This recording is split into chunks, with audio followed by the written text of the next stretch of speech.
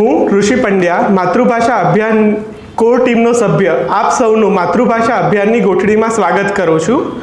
જે સભ્યોને માતૃભાષા અભિયાન શું છે એનો આઈડિયા નથી, માતૃભાષા અભિયાન શબ્દ નવો છે, એ લોકોને હું પહેલાં માતૃભાષા અભિયાનનો ટૂંકો પરિચય આપી દઉં.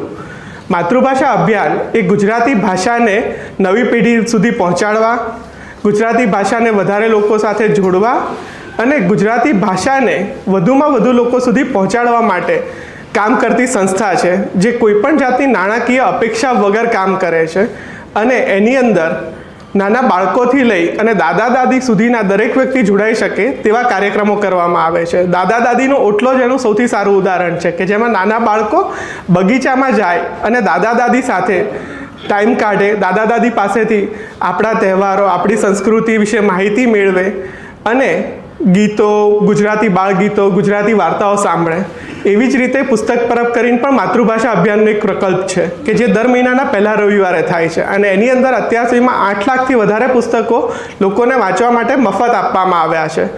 પછી ગોઠડીમાં તમે આવ્યા છો, એ ગોઠડી દરેક અલગ અલગ સબ્જેક્ટનું ગુજરાતી ભાષામાં લોકો સુધી પહોંચાડવા માટે બનાવવામાં આવેલો પ્રકલ્પ છે. તો પરસ્પર છે એમાં સાહિત્યની વાતો અમે કરીએ છીએ.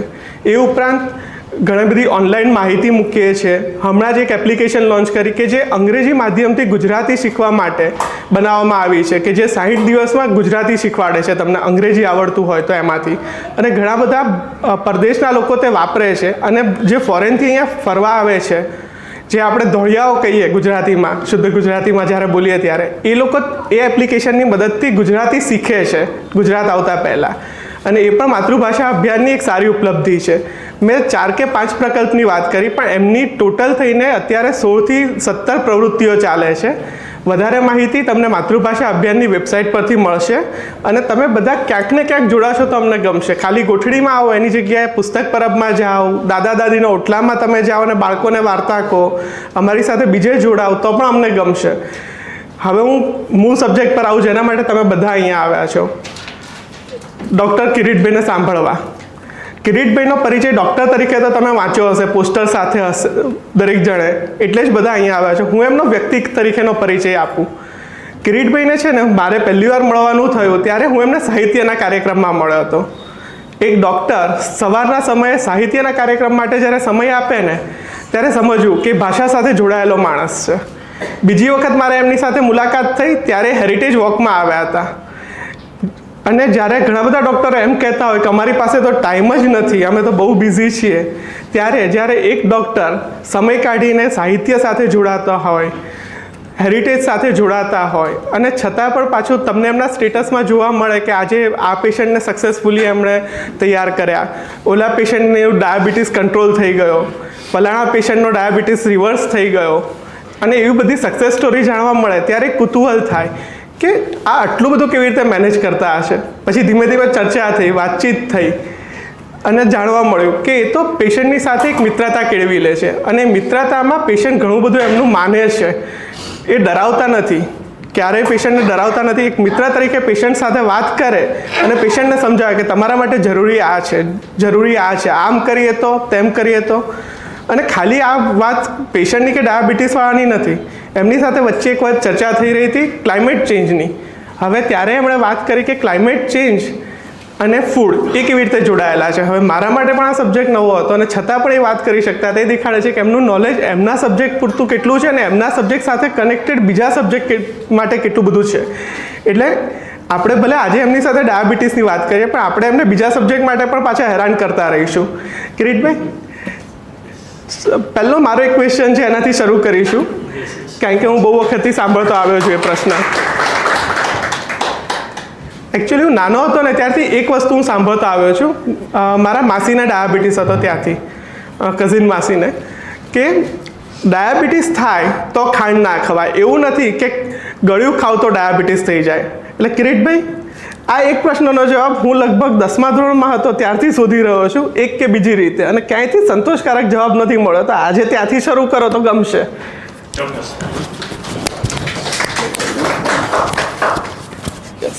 ઓકે, આઈ થિંક હું અહીંયા જ આવી જાઉં. સૌથી પહેલાં તો હું માતૃભાષા અભિયાનના જે ટ્રસ્ટીઓઝ અને મિત્રો અને વોલન્ટિયર્સ છે એ બધાનો ખાસ આભાર માનીશ કે મને અહીંયા આપની સામે ઉપસ્થિત રહેવાનો તમે મોકો મને આપ્યો. બીજો મને આનંદ એ થયો છે, આપણે તમારો જે પ્રશ્ન છે એના પર તો આપણે આવશું જ, પણ એ પ્રશ્ન પર આવીએ પહેલાં હું તમને થોડી બીજી વાત કરું કે હું છે ને ઘણી બધી જગ્યાએ રીતે ટોક શો માટે જતો હોઉં છું અને ઘણા બધા એક્સપિરિયન્સીસ અમને થતા હોય છે. એનો એક્સપિરિયન્સ મને થોડો જુદો થયો છે માતૃભાષા અભિયાનમાં. કઈ રીતે તમને સમજાવું કે કોઈ પણ જગ્યાએ કે કોઈ પણ સંસ્થામાં જઈએ એઝ અ ગેસ્ટ અથવા એઝ અ સ્પીકર, તો એક લિસ્ટ પહેલેથી આપવામાં આવે કે ધીઝ આર ધ પીપલ કે જેમનો તમારે ખાસ ભૂલ્યા વગર આભાર માનવાનો છે. એટલે નેચરલી એમાં કંઈ ખોટું પણ નથી, ઇટ હેપન્સ, એમાં નથિંગ રોંગ ઇન દેટ. પણ અહીંયા જે ડિફરન્સ છે એમાં મેં આ જ પ્રશ્ન ઋષિભાઈને પૂછ્યો હતો કે ભાઈ મારા માટે માતૃભાષા અભિયાન ફર્સ્ટ છે, મારા માટે કે ફર્સ્ટ ટાઈમ હું અહીંયા આવ્યો છું, તો આઈ ડોન્ટ નો કે આની પાછળ કોણ છે, કોણ મહેનત કરે છે, ટ્રસ્ટીઓઝ કોણ છે. એટલે મેં કહ્યું તમે મને જરા 2-4 નામ આપો કે જેમનો હું આભાર માની શકું. ત્યારે ઋષિભાઈએ મને કહ્યું કે તમારે કોઈનો આભાર માનવાની જરૂર નથી, કોઈ પણ નામ લેવાની જરૂર નથી. આ એક બહુ જ મોટી વસ્તુ છે. આઈ થિંક આપણે બધાએ ઊભા થઈને કદાચ આ સંસ્થા માટે એમનો તાળીઓ પાડે. નહીં, ચાલશે નહીં ઊભા થાવ તો ચાલશે. ઓકે. સો આભાર માતૃભાષા અભિયાનનો. અને જે આજનો આપણો સબ્જેક્ટ છે એ બેઝિકલી ટૂંકમાં હું તમને પહેલાં મારો થોડોક પરિચય આપી દઉં, so it becomes easier for you two connect with me કે હું એકચ્યુઅલી કોણ છું. સો છેલ્લા 30 વર્ષથી હું ડાયાબિટીસ પ્રેક્ટિસ કરું છું અને મેં બરોડાથી મારું MD કર્યું છે. મારું સ્કૂલિંગ મેં રાજકોટથી કર્યું છે, રાજકુમાર કોલેજમાંથીને. અને છેલ્લે હું ઝાયડસમાં એઝ અ ડાયાબિટોલોજિસ્ટ હતો. અને છેલ્લા 2-3 વર્ષથી જે ઋષિભાઈ આપણે વાત કરી એ પ્રમાણે હું અત્યારે ડાયાબિટીસ રિવર્સલના સબ્જેક્ટ ઉપર કામ કરી રહ્યો છું ગુજરાતમાં. આઈ એમ વન ઓફ ધ પાયનિયર્સ કે આપણે જે કરી રહ્યા છે. આ સબ્જેક્ટ એક નવો સબ્જેક્ટ છે. ઘણા બધા લોકોને આના વિશે કન્ફ્યુઝન પણ છે, ઘણા બધા લોકો માનતા પણ નથી, ઘણા બધા ડૉક્ટર્સ પણ નથી માનતા કે એવું થઈ શકે. પણ એની ચર્ચા આપણે અત્યારે નહીં કરી, કારણ કે આપણે જે કામ કરવા માટે આવ્યા છે એ થોડું જુદું કામ માટે આવ્યા છે.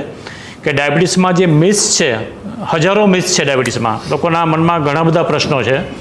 તો એ પ્રશ્નનું નિરાકરણ આપણે કઈ રીતે સારી રીતે લાવી શકીએ એના માટે અત્યારે આપણે ભેગા થયા છે. તો પહેલો પ્રશ્ન હવે જે ઋષિભાઈનો છે કે ખાંડ ખાવાથી ને ડાયાબિટીસ થાય કે ન થાય. પ્રશ્ન એ છે જે મેં સાંભળતા આવ્યો છું, રાઈટ, કે ડાયાબિટીસ થાય તો ગળ્યું ના ખવાય, પણ ગળ્યું ખાવાથી ડાયાબિટીસ થાય એ જરૂરી નથી. યસ. સો લોકોમાં ખાસ કરીને જે મિથ છે એ એક મિથ એવી છે જે અમારી પાસે આવતી હોય છે કે તમે વધારે પડતી ખાંડ ખાઓ તો તમને ડાયાબિટીસ થઈ જાય. આ બધાના મનમાં કોમન પ્રશ્ન હોય છે અને આ બધા જ પ્રશ્નો પેશન્ટ્સ અમને પૂછતા જ હોય છે. સો આ પ્રશ્નનો જવાબ હા પણ છે અને ના પણ છે. સો ના રીતે એ રીતે છે કે ખાંડ ખાવાથી ને ક્યારેય ડાયાબિટીસ થાય નહીં, દેર ઇઝ નો રિલેશન. પણ જેને ડાયાબિટીસ થયો હોય એણે ખાંડ ન ખવાય, એ 100% ફેક્ટ છે. સો પહેલા પ્રશ્નનો જવાબ હા અને ના છે અને બીજામાં હા છે. સો આવું કઈ રીતે હા અને ના કઈ રીતે હોઈ શકે કોઈ પ્રશ્નમાં? તો હા અને ના એટલા માટે કે તમે ફક્ત ખાંડ ખાયા કરો તો તમને ડાયાબિટીસ ક્યારેય ન થાય. પણ જ્યારે તમે સતત ખાંડ ખાયા કરો તો અલ્ટિમેટલી તમારા શરીરમાં એ જઈ તમારા લીવરમાં ફેટ બનાવે, ફેટી લીવર થાય, તમારા શરીરનું વજન વધે. અને જ્યારે વજન વધે ત્યારે વજન વધવું is one of the risk factors for diabetes. એટલે વજન વધવાથી ને ડાયાબિટીસ થાય, પણ ખાંડ ખાવાથી ને ડાયાબિટીસ ન થાય. સો આ એનો એક ઓફિશિયલ અને એક સાચો જવાબ છે. સો એની અધર ક્વેશ્ચન્સ એ જો ન હોય તો આપણે હું તમને થોડી ડાયાબિટીસ વિશે થોડીક માહિતી આપું અને પછી આપણે પ્રશ્ન લઈએ. આઈ થિંક તો that would be more better. So diabetes વિશે આપણે જો ચર્ચા કરીએ તો પૂરી દુનિયાની પહેલાં વાત કરીએ તો મોર દેન 800 મિલિયન્સ લોકોને ડાયાબિટીસ દુનિયામાં છે. Very huge number. અને આ બધું જે ડેવલપ થયું એ ઓલમોસ્ટ 1980ની પછી દુનિયામાં આ બધી બીમારીઓ આવવાની શરૂઆત થઈ. તો કઈ રીતે થઈ એ જાણવું પણ બહુ જ ઇન્ટરેસ્ટિંગ છે, વેરી વેરી ઇન્ટરેસ્ટિંગ સબ્જેક્ટ. એટલે જે લોકો ટેક સેવી અથવા તો ગૂગલ સેવી હશે, તમે છે ને એક નામ અત્યારે કદાચ તમારી પાસે પેજ હોય તો લખી રાખજો. એન્સેલ કી કરીને એક માણસ હતો અમેરિકાનો. એન્સેલ કી, ANCEL એન્સેલ કી. સો એન્સેલ કી એક માણસ એવો હતો કે જેણે ખોટા સ્ટડીઝ કરી અને લોકોની સામે રજૂ કર્યા. 7 કન્ટ્રીઝ સ્ટડી નામનો એક ફેમસ સ્ટડી એના નામે બોલે છે, એન્સેલ કીના નામે, જે બિલકુલ ઓન પેપર એણે સ્ટડી કરેલો. અને એ સ્ટડીમાં એણે એવું પ્રૂવ કર્યું કે કોલેસ્ટ્રોલને કારણે હાર્ટ એટેક આવે છે, which is a wrong statement. અત્યારે આપણે બધા જ લોકો માનીએ છીએ કે કોલેસ્ટ્રોલ ખાવાથી ને હાર્ટ એટેક આવે. તો કેટલા લોકો માને છે કે વાત સાચી છે? કોલેસ્ટ્રોલ ખાવાથી ને અથવા કોલેસ્ટ્રોલ વધવાથી ને હાર્ટ એટેક આવે એ કેટલી હદે સાચું છે? 2 કે 3 જ લોકો કહે છે, તો વેરી નાઇસ. તો પીપલ નો કે નથી આવતો હાર્ટ એટેક. ઓકે, સો આપણે એની થોડી ડિટેલમાં આપણે ચર્ચા કરશું કે એમાં સાચું કેટલું અને ખોટું કેટલું. સો આપણે તમને થોડોક, આપણી પાસે ટાઈમ છે ને થોડોક? ઓકે, તો હું તમને થોડોક હિસ્ટ્રીમાં, પોલિટિક્સમાં અને કોમર્સમાં થોડોક પાછળ લઈ જાઉં કે આ બધી બીમારીઓ દુનિયામાં શરૂઆત થઈ એની પાછળ પોલિટિક્સ છે, એની પાછળ કોમર્સ છે અને લેસ ઓફ સાયન્સ છે.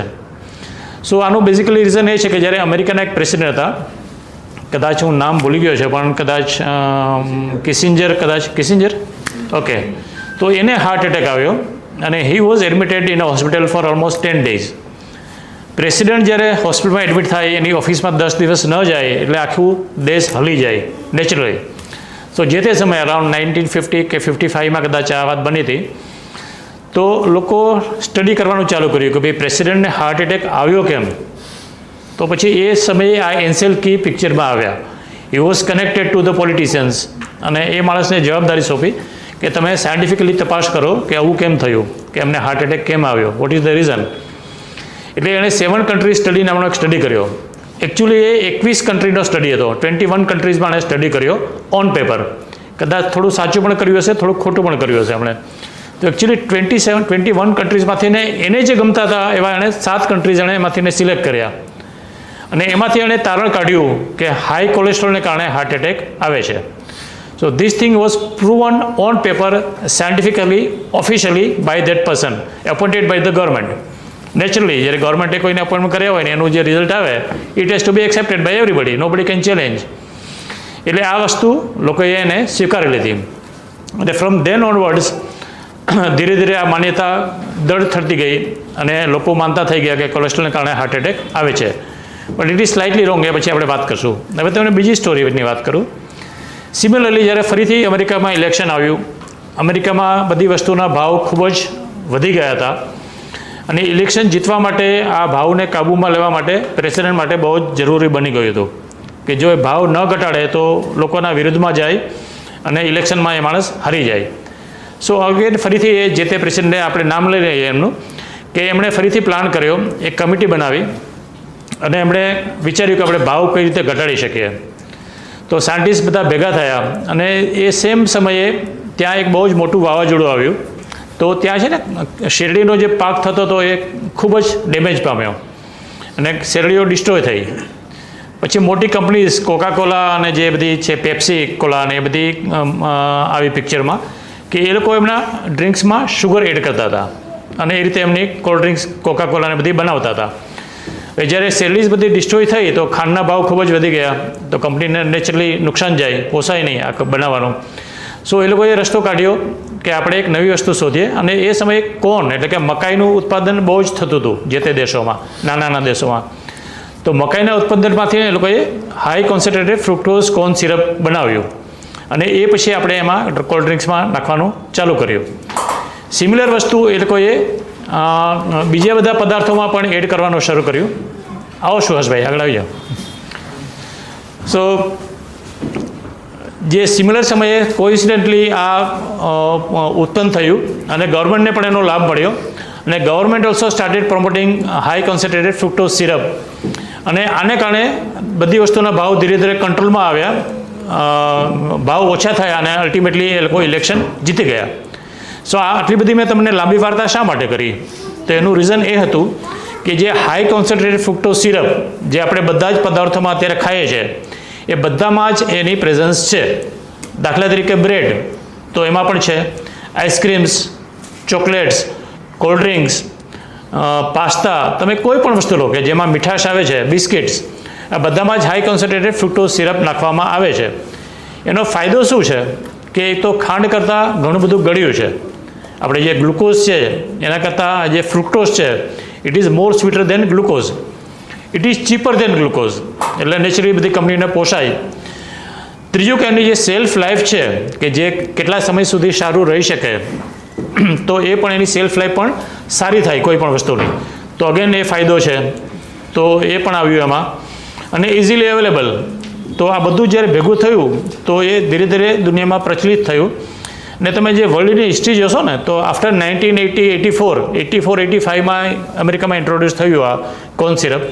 એના પછીનો તમે જે ગ્રાફ જોશો તો દુનિયામાં ઓબેસિટી અને ડાયાબિટીસ એ બંનેનું પ્રમાણ રોકેટની ઝડપે આગળ વધ્યું. સો આટલી બધી લાંબી સ્ટોરી કહેવાનો મતલબ એ હતો કે it was more of a politics rather then science, કે જેને કારણે દુનિયામાં બીમારીઓ બધી વધી. સો આપણે આપણા સબ્જેક્ટ ઉપર આવે ડાયાબિટીસ. સો મેં તમને જાણ કરી તેમ મોર દેન 800 મિલિયન લોકોને દુનિયામાં ડાયાબિટીસ છે. આપણે ઇન્ડિયાની વાત કરીએ તો India was second in the number of patients in diabetes. પણ છેલ્લા 2-3 વર્ષથી ને આપણને ખ્યાલ છે કે ઇન્ડિયાનું પોપ્યુલેશન ચાઇના કરતાં પણ વધી ગયું છે, વી નો. સિમિલરલી ઇન્ડિયા ડાયાબિટીસનું પણ કેપિટલ બની ગયું છે. So we have maximum number of diabetic patients in the world in India. આપણે ઇન્ડિયાને પણ આપણે કદાચ એનાથી આગળ વધીએ તો ગુજરાત, અને એનાથી પણ આગળ આપણું અમદાવાદ. સો અમદાવાદની વસ્તી કેટલી હશે આશરે, રાહુલ સાહેબ? આશરે 70 લાખ, બરાબર ને? તો ઓલમોસ્ટ 70થી 80 લાખની વસ્તી છે. તો એમાંથી ઓલમોસ્ટ 15% લોકોને ગુજરાતમાં અમદાવાદમાં ડાયાબિટીસ છે. So it's a huge number. અને એટલા જ લોકોને પ્રી ડાયાબિટીસ છે. પ્રી ડાયાબિટીસનો મતલબ એ થયો કે તમે નોર્મલ પણ નથી અને તમને ડાયાબિટીસ પણ નથી, ઇન બિટવીન તમે છો. ટેકનિકલી તમારું HbA1c 5.7 થી 6.5ની વચ્ચે છે. સો એ fall in between in prediabetes. તો જેટલા ડાયાબિટીસના પેશન્ટ છે એટલા જ પ્રી ડાયાબિટીસના પેશન્ટ છે. તો almost more than 30 lakh people in Ahmedabad, which is a huge number. પણ આપણે જ્યારે સોસાયટીમાં જઈએ છીએ તો આપણને ખ્યાલ નથી આવતો, કારણ કે એનું રીઝન એ છે કે બધી જે લાઇફસ્ટાઇલ બીમારી છે કે જેને હું પ્રેક્ટિસ કરું છું, આ બધી જ બીમારીઓ સાયલન્ટ કિલર્સ છે. એટલે તમને વર્ષોના વર્ષો સુધી ખ્યાલ ન આવે. તમને બહુ જ સિવિયર પ્રકારનો ડાયાબિટીસ હોય પણ તમને કોઈ પણ જાતના સિમ્ટમ્સ ન હોય તો તમને એને ગણકારો પણ નહીં અને તમે એને ધ્યાનમાં પણ ન લો. તમને એનું એક લાઈવ એક્ઝામ્પલ અત્યારે આપું. પ્રકાશભાઈ આવે છે? પ્રકાશભાઈ કદાચ, હા પ્રકાશભાઈ. આ પ્રકાશભાઈ મારા જ પેશન્ટ છે અને આઈ થિંક મેં એમને કદાચ 2018માં જોયા હતા, બરાબર ને? 2018માં મેં એમને જોયા હતા. પછી સમહાવ સરસ કંટ્રોલ થઈ ગયું એમનું. હી વોઝ વેરી હેપી. આજે 2025માં મારી પાસે આવ્યા છે, 2000થી 2025. In between he was totally normal. એમને કોઈ જાતના સિમ્ટમ્સ હતા નહીં, બરાબર? એમનો શુગર પણ ક્યારેક કદાચ રેગ્યુલર ચેક કરાવતા કે નહીં કરાવતા, અમુક ટાઈમે કરાવતા હતા. પણ physically he was very very fit. એ જાતે આ ઉંમરે આફ્રિકા જઈને પણ અત્યારે બિઝનેસ કરે છે, સો ફિટ કે જાતે બધું કામ કરે છે. પણ આજે જ્યારે મારી પાસે આવે ત્યારે એમનું HbA1c હતું મોર દેન કેટલું, 14.5. સ્ટીલ અત્યારે આપણી સામે બેઠા છે, એમનું એટલું બધું હાઈ શુગર છે પણ એમને કોઈ પણ જાતના સિમ્ટમ્સ નથી. સો મારો કહેવાનો મતલબ એ છે કે ડાયાબિટીસ છે એ ટોટલી સાયલન્ટ બીમારી છે. તમને કોઈ પણ જાતના સિમ્ટમ્સ ન હોય પણ સડનલી વન ડે આજે તમને કશું ન હોય અને કાલે સવારે something very drastic, heart attack, brain stroke, kidney fail થઈ જાય, લકવો થઈ જાય, એનીથિંગ કેન હેપન, હાર્ટ બંધ થઈ જાય. સો એટલા માટે આ બીમારી ખૂબ જ ગંભીર છે અને એના વિશેની જે પણ માન્યતા અથવા તો ગેરમાન્યતાઓ છે એના વિશે આપણે સમજવું ખૂબ જ જરૂરી છે, કે જેના વિશે આપણે ચર્ચા કરવા માટે અત્યારે ભેગા થઈએ છીએ. ટૂંકમાં આપણે તમને થોડીક ડાયાબિટીસ વિશે વાત કરી દઈએ તો ડાયાબિટીસના ઘણા બધા પ્રકારો છે. તેમાં ખાસ કરીને 2 પ્રકાર છે, ટાઈપ 1 અને ટાઈપ 2. જે ટાઈપ 1 ડાયાબિટીસ છે યુઝ્યુઅલી નાના બાળકોમાં થાય, કે જે લોકોના શરીરમાં બિલકુલ ઇન્સ્યુલિન ન હોય, 0 ઇન્સ્યુલિન હોય. તો આવા લોકોને તમારે બહારથીને ફરજિયાત ઇન્સ્યુલિન આપવું પડે અને લાઈફ લોંગ એમને ઇન્સ્યુલિન આપવું પડે, તો જ એનું ડાયાબિટીસ કંટ્રોલમાં રહે અને માણસ જીવી અને બચી શકે. એ 5% લોકોમાં દુનિયામાં જોવા મળે. જ્યારે ટાઈપ 2 છે એ ઓલમોસ્ટ 95% લોકોમાં છે અને એ લોકોમાં ઇન્સ્યુલિનનું પ્રમાણ કેટલું હશે તમને શું, જસ્ટ લોજિકલી એનીબડી? સુહાસભાઈ, ટાઈપ 2માં ઇન્સ્યુલિનનું પ્રમાણ કેટલું હોય તમારા શરીરમાં? ઓછું હોય, વધારે હોય, નોર્મલ હોય, કેટલું હોય? વધારે હોય. સુહાસભાઈ કહે છે વધારે હોય. Anybody else? તો ભાઈ ડાયાબિટીસ થયો કેમ? વધારે ઇન્સ્યુલિન છે તો ન થવું જોઈએ, ઓછું હોવું જોઈએ ને, લોજિકલી ઓછું હોવું જોઈએ. ઓછું હોય તો જ ડાયાબિટીસ થાય, બરાબર ને? પણ સુહાસભાઈનો આન્સર સાચો છે. તો ટાઈપ 2 ડાયાબિટીસમાં વધારે પડતું ઇન્સ્યુલિન હોય. તો વધારે પડતું હોય તો પછી કેમ ડાયાબિટીસ થયો? એનું રીઝન એ છે કે ટેકનિકલી આપણે એને લોકોને ઇન્સ્યુલિન રેઝિસ્ટન્સ કહીએ. તો એનો બીજો સિમિલી આપણે જોઈએ તો લોક અને કી, કે આપણા ઘરમાં આપણે ઘણા તાળા જોયા હશે કે વર્ષો સુધી એ તાળું ખુલે, સડનલી એ ચાવી પછી તાળું ખોલી શકે નહીં. સેમ લોક સેમ કી પણ ખુલે નહીં. તો એનો મતલબ એ થયો કે ચાવી ઘસાઈ ગઈ છે. તો સિમિલરલી ટાઈપ 2 ડાયાબિટીસમાં ઇન્સ્યુલિન તમારું ટેકનિકલી ઘસાઈ ગયું છે પણ કામ કરતું નથી, વધારે પડતું છે પણ કામ કરતું નથી, એટલા માટે એ તમને ડાયાબિટીસ થયો. તમને એનો બીજો સિમિલી આપો કે સપોઝ તમારી જે ઓફિસ છે તેમાં ઓફિસમાં તમારે 10 માણસો કામ કરે છે પણ તમારી ઓફિસનું કામ થતું નથી. તો એના બે રીઝન હોઈ શકે કે કાં તો તે માણસો છે એ આળસુ છે, કામ કરતા નથી અને કામ થતું નથી, અથવા તો તમારું કામ બહુ જ વધારે છે કે 10 માણસો પહોંચી નથી વળતા. તો સિમિલરલી ઇન્સ્યુલિન વધારે પડતું છે પણ એ ઘસાઈ ગયું છે, આળસુ છે, કામ કરતું નથી. એટલે હું જે કામ કરું છું એ ઇન્સ્યુલિનને કામ કરતું કરીએ, અમે જે રિવર્સલ કરીએ એમાં કોઈ જાદુ કરતા નથી. It is a simple logic, simple science કે જે કામ નથી કરતું અને આપણે કામ કરતું કરીએ એટલે તમારો ડાયાબિટીસ રિવર્સ થઈ જાય. Very simple. એટલે એની આપણે અત્યારે વધારે ચર્ચા નહીં કરીએ, but that is a basic simple funda of reversal. So that is type 1 અને ટાઈપ 2. બીજા ઘણા બધા પ્રકારના ડાયાબિટીસ છે, એમાં ખાસ કરીને બહેનોમાં થતો એક ડાયાબિટીસ છે GDM. તો GDMનો મતલબ છે જેસ્ટેશનલ ડાયાબિટીસ મેલાઇટસ. તો આ છે ને સ્પેશિયલ ટાઈપનો ડાયાબિટીસ છે કે જ્યારે પ્રેગ્નન્સી થાય ત્યારે ડાયાબિટીસ આવે અને જેવો પ્રેગ્નન્સી પૂરું થાય એવો ડાયાબિટીસ જતો રહે, બાય એન્ડ લાર્જ, બરાબર ને. ઓલમોસ્ટ 85% લોકોમાં જતો રહે પણ 10થી 15% બહેનોમાં પછી એ કાયમ માટે રહે અને it is converted to type 2 diabetes જે બાકીના લોકોમાં હોય છે. So that is GDM. બાકીનો જે આપણે મોદી સાહેબને યાદ ન કરીએ તો ચાલે જ નહીં. સો આમાં કોઈ પોલિટિક્સની વાત નથી પણ એક મોદી ટાઈપનો ડાયાબિટીસ છે. મોદી 1, 2, 3, 4, 5, 6 એવા ઘણા બધા ટાઈપ છે. તો MODY is maturity onset diabetes of young, that is MODY. તો આ પણ એક ટાઈપનો જીનેટિક ડાયાબિટીસ છે જે વેરી રેર છે, કદાચ લેસ દેન પોઈન્ટમાં કદાચ આવતો હશે. તો એની બધી આપણે ચર્ચા કરવાની હતી, આપણે અહીં જરૂર નથી. એવા બીજા ઘણા બધા પ્રકાર છે પણ મેઇનલી ટાઈપ 1 અને type 2. So that is types of diabetes થયા. ડાયાબિટીસનું નિદાન કરવું બહુ જ સહેલું છે, બરાબર ને. એમાં કોઈ કંઈ રોકેટ સાયન્સ નથી. તમે જસ્ટ બ્લડ શુગર પ્રિક કરો અને કરો તમારું ચેસ્ટ, તમારો શુગરનો રિપોર્ટ આવે ને યુ નો કે તમારું શુગર હાઈ છે. પછી બીજા એકાદ બે રિપોર્ટ કરો તમે, ફાસ્ટિંગ, PPBS, HbA1c આ કરો એટલે તમને તરત ખબર પડી જાય કે આ ડાયાબિટીસ છે. It is very easy to identify. એટલે એમાં નિદાન કરવું કોઈ અઘરું નથી. અને ટ્રીટમેન્ટ જે છે ડાયાબિટીસની એ પણ ખૂબ જ સારી ટ્રીટમેન્ટ અત્યારે દુનિયાભરમાં ડેવલપ થઈ છે. અમારી ભાષામાં અમે એને છે ને ઓમિનસ ઓક્ટેટ કરીને કહીએ. સો કોઈ પણ રસ્તે આપણે જવું હોય, માનો કે સપોઝ તમારે અમદાવાદથી ને બરોડા જવું છે તો એનો એક જ હાઈવે હોય તો એ હાઈવેમાં ઘણી બધી ભીડ થઈ જાય અને એમાં પહોંચતા આપણને ટાઈમ લાગે. પણ બરોડા પહોંચવાના જો તમારી પાસે 8-10 રસ્તા હોય અને બધા સરખા રસ્તા હોય અને સારા રસ્તા હોય તો ઇટ બીકમ્સ ઇઝી બરોડા પહોંચવું, બરાબર ને. તો સિમિલરલી ડાયાબિટીસની સારવાર માટે પણ 8-10 જાતની વસ્તુઓ અમારી પાસે છે. So we can attack from 8 to 10 sides અને ડાયાબિટીસને તમે કંટ્રોલ કરી શકો. સો એની આપણે લાંબી ચર્ચા પછી નહીં કરીએ, આપણે કદાચ પ્રશ્નોત્તરીમાં કદાચ કરશું.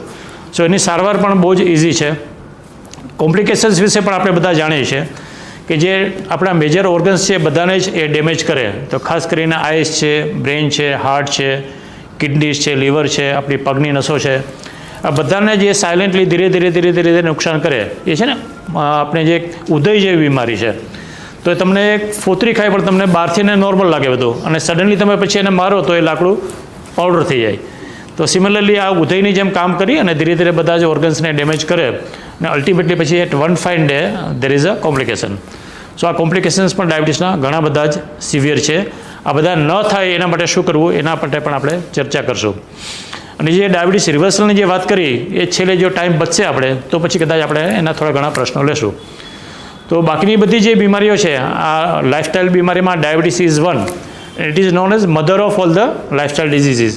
મધર એટલા માટે કે જેને પણ ડાયાબિટીસ થાય, બોગો આપણને ખ્યાલ છે, આપણે માર્કેટમાં બોગો છે. What is BOGO? Buy 1 get 1, બરાબર, દેટ ઇઝ બોગો. સો ડાયાબિટીસમાં પણ ઘણા બધા બોગો છે કે તમે ડાયાબિટીસ લો તો સાથે તમને હાર્ટ એટેક મળે, તમને બીપી મળે, તમને કોલેસ્ટ્રોલ મળે, સ્ટ્રોક મળે, કિડની મળે, લીવર મળે, આ બધું તમને ફ્રીમાં મળે. કોમ્બો, બરાબર, combo. So diabetes is very dangerous કે એક બીમારી છે જે 10 જાતની બીમારીઓને પેદા કરે છે. તો જે બધી લાઇફસ્ટાઇલ બીમારી છે એનું મૂળ કારણ છે ડાયાબિટીસ અને ઓબેસિટી. ઇનફેક્ટ આવતીકાલે સવારે એક બહુ જ સરસ સેમિનાર AMAમાં થવા જઈ રહ્યો છે ઓબેસિટી ઉપર. એટલે ઇનકેસ કદાચ જો કોઈને રસ હોય તેમાં તમે એ આઈ થિંક કોઈ સંસ્થા બીજી સંસ્થા કરે છે જીપ્સ કરીને, એ આખા સવારથી ને બપોર સુધીનો પ્રોગ્રામ છે AMAમાં. તો ઇફ દે આર ઇન્ટરેસ્ટેડ તો તમે એમાં અટેન્ડ કરી શકો. હું પણ એમાં જવાનો છું. સો આ બધી થઈ આપણે લાઇફસ્ટાઇલ બીમારીની વાત. બાકીની જે છે કોલેસ્ટ્રોલ છે, હાર્ટ એટેક છે, ઓબેસિટી છે, ફેટી લીવર છે, આ બધાને જ આપણે લાઇફસ્ટાઇલ ડિઝીઝ કહી શકીએ. તો આઈ થિંક હવે આપણે એક પછી એક પ્રશ્નો જે મિથ્સ જે છે ડાયાબિટીસના એના પર આપણે હવે થોડું ફોકસ કરી અને જેને જે પણ પ્રશ્ન હોય મિથ્સ વિશેના we can discuss those. Yes.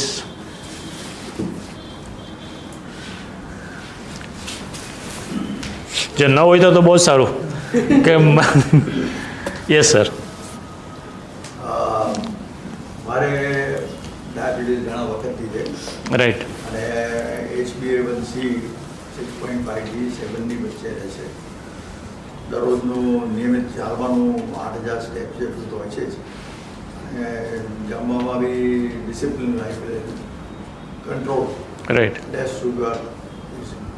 સાંજના તો લગભગ બિલકુલ લાઇટ અથવા તો જમતા નથી એના જેવું. બરાબર છે. હું સવારે મેટફોર્મિન લઉં છું અને સાંજે મેટફોર્મિન લઉં છું 500 તો પણ મારે સવારના છે ને તે મોર્નિંગમાં જ્યારે ગ્લુકોઝ માપીએ તો 130, 135, 140 એવું રહે છે. તેનું શું કારણ છે હજુ ખબર પડી નથી. શું નામ છે સર આપનું? પ્રવીણ ગાંધી. પ્રવીણભાઈ. ઓકે, તો પ્રવીણભાઈ આપણે છે ને અત્યારે જે પણ પ્રશ્ન આપણે જસ્ટ ડિસ્કસ કરશું તમારા છેલ્લે એ પણ ડિસ્કસ કરશું, પણ આપણે છે ને પર્સનલ પ્રશ્ન છે એ આપણે છેલ્લે રાખીએ. અત્યારે આપણે મિથ્સ પહેલાં ડિસ્કસ કરી લઈએ, પછી આપણે 1 to 1 એ પણ કહીશું, પણ તમારો જવાબ હું આપી દઉં અત્યારે. સો ટાઈપ 2 ડાયાબિટીસમાં છે ને આ બહુ જ કોમન ફિનોમિનન છે કે તમારું ભૂખ્યા પેટેનું શુગર વધારે આવે હંમેશા. જમ્યા પછીનું તમે ખાધું હોય તો પણ કદાચ કંટ્રોલમાં હોય, પણ ભૂખ્યા પેટેનું હંમેશા વધારે. તો આવું શા માટે થાય? તેનું સિમ્પલ રીઝન એ છે કે આપણું જે લીવર છે ને, સો બેઝિકલી ડાયાબિટીસ છે શેની બીમારી છે એ આપણને ખ્યાલ છે બધાને કે ડાયાબિટીસ કયા ઓર્ગનને કારણે ડાયાબિટીસ થાય? પેનક્રિયાઝ. બરાબર ને? 100% એગ્રી? પેનક્રિયાઝના કારણે જ થાય?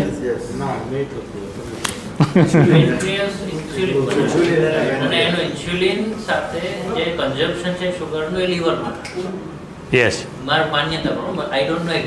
ના ના, બરાબર છે. સો સાયન્ટિફિકલી બરાબર, પેનક્રિયાઝનું કામ ફક્ત ઇન્સ્યુલિન બનાવવાનું છે.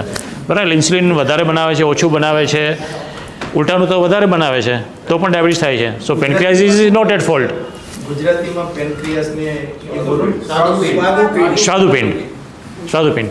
ઓકે. સો પેનક્રિયાઝ તો બિચારો નિર્દોષ ઓર્ગન છે, એ તો વધારે પડતું ઇન્સ્યુલિન બનાવે છે. મેં તમને કહ્યું ને કે ડાયાબિટીસ છે પણ વધારે પડતું ઇન્સ્યુલિન છે, તો પેનક્રિયાઝનો વાંક જ નથી કોઈ. બરાબર? ડાયાબિટીસ થવાનું કારણ લીવર છે. તો તમારું લીવર બરાબર કામ નથી કરતું, એટલે આ પણ એક મિથ છે કે પેનક્રિયાઝના કારણે પણ ડાયાબિટીસ થાય. પણ એ ડાયાબિટીસના પ્રકાર બધા એને ટાઈપ 3C ડાયાબિટીસ કહે. અમારા 2-3 પેશન્ટ છે એવા કે જેને પેનક્રિયાઝના કારણે ડાયાબિટીસ છે. સો એ આખો અલગ પ્રકાર છે. સો લીવર જે છે ને, liver is the main culprit. તો કઈ રીતે કલ્પ્રિટ છે? તો લીવર જે છે એ તમારું બધું પાચનનું કામ કરે.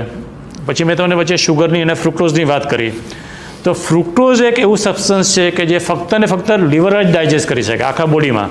ગ્લુકોઝ છે આખા શરીરમાં કોઈ પણ સેલ છે એને ડાયજેસ્ટ કરી શકે with the help of insulin. જ્યારે ફ્રુક્ટોઝ જે છે એને ફક્ત ને ફક્ત લીવર જ ડાયજેસ્ટ કરી શકે. એટલે તમે જેટલું વધારે ફ્રુક્ટોઝ લો એટલું તમે તમારા લીવરને નુકસાન કરો છો. આપણા બધાની એક ગેરમાન્યતા એવી છે કે ફ્રૂટ જ્યુસ બહુ સારો હેલ્થ માટે. Everybody agrees? Fruit juice is very good for health. Myth છે ને કે Yes. જ્યુસ લઈએ તો બીજું કંઈ નુકસાન નહીં થાય એમ. યસ, પણ સૌથી વધારે દુનિયામાં કોઈએ નુકસાન કર્યું હોય તો એ ફ્રુક્ટોઝે કર્યું છે, વિચ ઇઝ ફ્રૂટ જ્યુસ. એટલે fruit juice is a poison for obesity and diabetes. એટલે જેને પણ ડાયાબિટીસ હોય એમણે ફ્રૂટ જ્યુસ, બિલકુલ તમારા પ્રશ્નમાં હું આવું છું આમાં. સો ફ્રૂટ જ્યુસ અથવા તો રેડીમેડ ફ્રૂટ જ્યુસ કે ઘરમાં કોઈ પણ એની બરાબર, ટીનમાં હોય કે રેડીમેડ હોય, તમે ઘરે બનાવેલો હોય, ફ્રેશ જ્યુસ હોય, મોંઘામાં મોંઘો ફ્રૂટનો હોય, everything is bad. It is poison. કેરીનો રસ હોય બધું જ any fruit juice, it is a poison. બરાબર? કઈ રીતે પોઈઝન તમને સમજાવું. તો ફ્રુક્ટોઝ છે જે મેં તમને કહ્યું કે લીવરમાં ડાયજેસ્ટ થાય, અને લીવરની પણ એક કેપેસિટી હોય ને કે ડાયજેસ્ટ કરવાની. તમે એને ઓવરલોડ કરો, વધારે પડતો તમે ફ્રૂટ જ્યુસ અથવા તો ફ્રુક્ટોઝ ઇન એની ફોર્મ તમે ખાઓ તો લીવર પર લોડ પડે. સો લીવરને અલ્ટિમેટલી તો કંઈક કરવાનું છે, તો that converts fructose into fat. એટલે ચરબીમાં એનું રૂપાંતર થાય, અને એ ચરબી પછી તમારા શરીરમાં જઈ અને જે તે જગ્યાએ ડિપોઝિટ થાય અને હાર્ટ એટેકને વોટેવર જે પણ થવાનું હોય એ થાય. ફ્રુક્ટોઝમાંથી કામ ફેટ જ થાય એવું? ફેટ જ થાય. લીવર એટલે ફ્રુક્ટોઝમાં it is converted to glycogen first. પણ ગ્લાયકોજનની પણ એક કેપેસિટી છે કે મારે કે લીવરમાં 2 કિલો ગ્લાયકોજન મેક્સિમમ સ્ટોર થાય. એટલે તમે ફ્રુક્ટોઝ ખાધું, લીવરમાં ગયું અને ગ્લાયકોજનમાં કન્વર્ટ કર્યું, 2 કિલોની કેપેસિટી પૂરી થઈ લીવરની, પછી પણ વધ્યું તો શું કરે? It is converted into fat. ને that fat is transported into the system બોડીમાં. એટલે ફ્રુક્ટોઝ ક્યારેય બહાર ન આવે, ફેટ જ બહાર આવે લીવરમાંથી ને એ ફેટ પછી બધે જમા થઈ એને નુકસાન કરે આર્ટરીમાં ને બધી જગ્યાએ. પર ડે 2 કિલો જેટલું જ એ ડાયજેસ્ટ કરી શકે, સમથિંગ લાઈક ધેટ. હા, એટલે એની ડાયજેસ્ટ ને એટલે કેપેસિટી છે ને. એટલે માનો કે પછી તમે બાળી નાખો તો પાછું એ ક્લિયર થઈ જાય. ગ્લાયકોજનને તમે બાળી શકો. એટલા માટે તમને વહેલી સવારે ચાલવાનું સલાહ શા માટે આપીએ ડૉક્ટર્સ, ખાસ કરીને ડાયાબિટીસમાં, કે તમે રાત્રે જમ્યા છો એટલે આમનો સાહેબનો પણ પ્રશ્ન આવી જશે કે તમે રાત્રે જમીને તમે સૂઈ ગયા એટલે કોઈ પણ ફિઝિકલ એક્ટિવિટી તમે કરી નહીં. શું થયું? ગ્લાયકોજન સ્ટોર થયું. સવારે તમે ઉઠ્યા એટલે એ glycogen is converted into again glucose. એ તમારા શરીરમાં પાછું આવ્યું. એટલે સાહેબનો પ્રશ્ન છે એમનો જવાબ આવી ગયો કે તમારું શુગર વધારે સવારમાં આવ્યું. તમે રાત્રે જમ્યા પછી સૂઈ ગયા પછી કશું કર્યું નથી, સવારે ઉઠ્યા એટલે તમારું શુગર હાઈ આવે છે.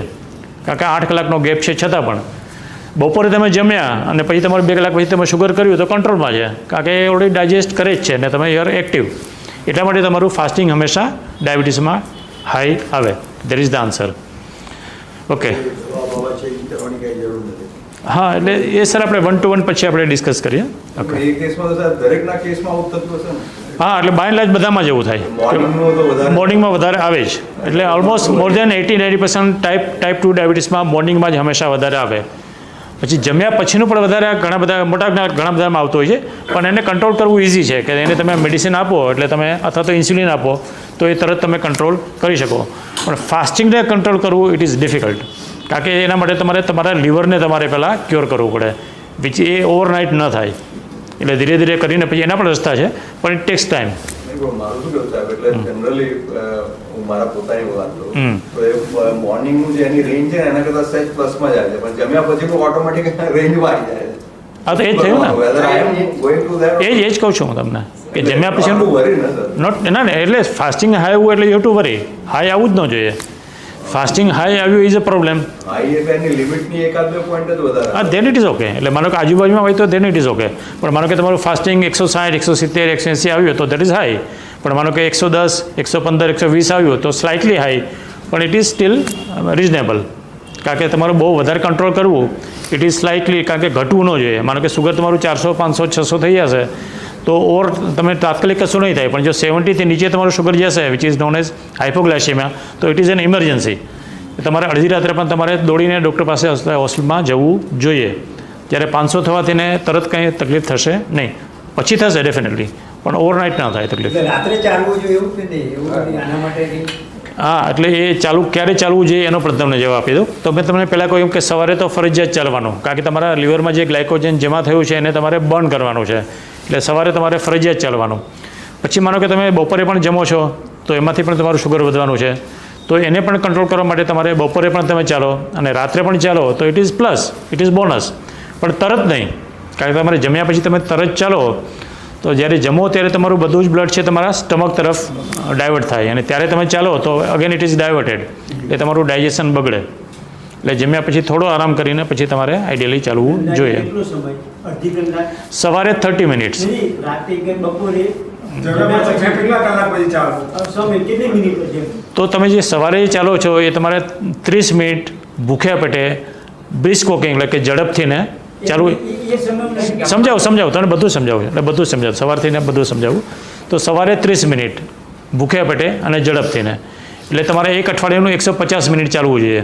તમે 2 દિવસ કાઢી નાખો કદાચ શનિ રવિ ફોર સમ રીઝન્સ, તો એક અઠવાડિયાનું 150 મિનિટ તમારે સવારે ચાલવું જોઈએ. બપોરે અને રાત્રે જમ્યા પછીનો છે દેટ ઓલ ડિપેન્ડ્સ કે તમારું ડાયટ કેવું છે, તમારું શુગર કેવું છે, તમારી ફિઝિકલ કેપેસિટી કેવું છે, તમારી અનુકૂળતા કેવી છે, એ બધું તમે કંટ્રોલ કરો. પણ બાય એન્ડ લાર્જ એટલીસ્ટ તમે 10 થી 15 મિનિટ ચાલો તો સારું. જમ્યા પછી કેટલા વખતે ચાલવું? અચ્છા, કેટલા વખતે? ઓકે, હા, ઓકે. તો એટલીસ્ટ 40-45 મિનિટ પછી. પોણી કલાક પછી? યસ, હા, તરત નહીં. એટલે સર તમારા અનુભવના આધારે માન્યતાઓ ગેરમાન્યતાઓ પહેલા તમે કહી દો, પછી બાકીના જે રહી જતા હોય તો પ્રશ્ન પૂછશે. ના, એ હું છેલ્લે કહીશ. એટલે મારે કોઈ પ્રશ્ન આવે તો પછી હું સામેથી કહીશ. મને પહેલાં આઈ થિંક તમને મોકો આપું કે તમારા મનમાં જે છે હું જાણું પહેલાં. હવે તમે સમય ફાસ્ટિંગ સવારે વધારે આવતો 250 જેવું, તો એને કંટ્રોલ કરવા શું કરવાનું? એના છે ને 2-3 રસ્તાઓ છે કે એક તો તમારો જે રાતનો ડાયટ છે એ તમારે બને એક there is something known as TRE, time restricted eating. એટલે આપણે જેને ઇન્ટરમિડિયેટ ફાસ્ટિંગ કહીએ. તો એ જેટલો પીરિયડ તમે વધારે રાખો એટલું તમારું ફાસ્ટિંગ સારું આવશે. તો 16/8 ઇઝ ધ આઈડિયલ ટાઈમ કે તમે 16 કલાક સુધી ન ખાઓ અને 8 કલાકના વિન્ડો પીરિયડમાં તમે ખાઈ લો. That is the best thing for diabetic TRE. બરાબર. એટલે તમારે જે ખાસ કરીને જે જૈન લોકોના જે સિસ્ટમ છે એ બહુ સારી સિસ્ટમ છે, 24 સિસ્ટમ, કે તમે જેટલું વહેલું જમી લો અને પછી તમે સવારે જેટલું મોડું ખાઓ એટલું તમારું શરીર સારું રહે. તો there is a scientific reason behind this જૈનનું જે ફિલોસોફી છે, વેરી ગુડ ફિલોસોફી. બરાબર ને. તો દેર ઇઝ વન થિંગ. પછી કે તમે રાત્રે તમે જે ખોરાક ખાઓ છો એનું કન્ટેન્ટ શું છે, તો એ કન્ટેન્ટ તમે જે ખાઓ છો એમાં તમે મોડિફાઈ કરી અને તમારું ફાસ્ટિંગને તમે ઇમ્પ્રૂવ કરી શકો. તો ઇમ્પ્રૂવ કઈ રીતે કરવાનું કે તમે જ્યારે રાતનું ભોજન લો છો તો સૌથી પહેલાં તમારે એક કટોરો ભરીને તમારે સલાડ ખાઈ લેવાનું. પહેલાં સલાડ ખાઈ લેવાનું. પછી તમારો જે બીજો ખોરાક છે તો ખાસ કરીને પ્રોટીનવાળો ખોરાક છે એ તમે થોડો વધારે ખાઓ, અને કાર્બોહાઈડ્રેટવાળો જે પદાર્થ છે એને તમે છેલ્લે ખાઓ અને થોડો ખાઓ. જો આ સિસ્ટમથી તમે ખાઓ તો પણ તમારું ફાસ્ટિંગ ઇમ્પ્રૂવ થાય. અને આ બધું કરવાથી પણ જો ન થાય તો પછી દેર આર મેડિસિન્સ, કે મેડિસિન્સનો ડોઝ તમારો રાતને જે જમવાનો છે એનો ડોઝ ડૉક્ટર વધારે. ઇન્સ્યુલિન પણ રાતનું આવતું હોય છે કે જે રાત્રે આપણે 10 વાગે લેતા હોય છે, લેન્ટસ કરીને જે આવે છે, which is a long acting insulin. એ લેવાથીને તમે ફાસ્ટિંગને કંટ્રોલ કરી શકો. વેરી ઇમ્પોર્ટન્ટ કે તમારું સ્લીપ, કે તમારી સ્લીપ જો જેટલી સારી હશે એટલું તમારું ફાસ્ટિંગ સારું આવશે. તો there is something known as circadian rhythm. Circadian rhythm વિશે જાણો છો? કોઈ નામ સાંભળ્યું છે? તો circadian rhythm is very very important. તો તમારી જે સર્કેડિયન રિધમ છે એ જેટલી સારી હશે એટલા તમારા હોર્મોન્સ બેલેન્સ રહેશે ને એટલું તમારું શુગર, BP, કોલેસ્ટ્રોલ અને ઓવરઓલ તમારી હેલ્થ એ તમારી સુધરશે. તો એમાં ફાસ્ટિંગ પણ આવી ગયું સર્કેડિયન રિધમમાં. Circadian rhythm is control by your pineal gland, જેને આપણે માસ્ટર ગ્લેન્ડ કહીએ, કે જેમાં એક મેલેટોનિન નામનો હોર્મોન નીકળે. એ હોર્મોન્સ છે આખા તમારા શરીરને કંટ્રોલ કરે. આપણે જેમ ક્લોક છે, ઘડિયાળ, કે આ ઘડિયાળ છે સામે, બરાબર ને? તો આપણા શરીરમાં પણ એક ઘડિયાળ છે, that is known as biological clock. A clock જેટલો રેગ્યુલર રહે ને દરેક બોડીના દરેક સેલમાં એક નાના નાના ક્લોક્સ છે. એ દરેક સેલ્સ જો ક્લોક પ્રમાણે કામ કરે તો તમારી સિસ્ટમ સ્મૂથ ચાલે ને right from diabetes to BP to cholesterol to everything એ બધું તમારું સ્મૂથ ચાલે. તો circadian rhythm is very very important system, જે તમે ગૂગલમાં સર્ચ કરીને પછી જોજો બધા જેને પણ ડાયાબિટીસ અથવા તો જે પણ બીમારી હોય, તો that helps the most. Spelling શું છે? CIRCADIAN, circadian rhythm. CIRCADIAN. Yes sir. આપણે ડાયાબિટીકની જે કોઈ મેડિસિન્સ લેતા હોઈએ છે એમાં ઘણા બધા વિકલ્પો હોય છે, એટલે એની ડાયજેશનની પ્રક્રિયા અને મેડિસિન્સની ઇફેક્ટ બોડી લેવલે કેટલા સમય પછી ચાલુ થતી હોય છે અને કેટલો સમય રહેતી હોય છે? Very important question.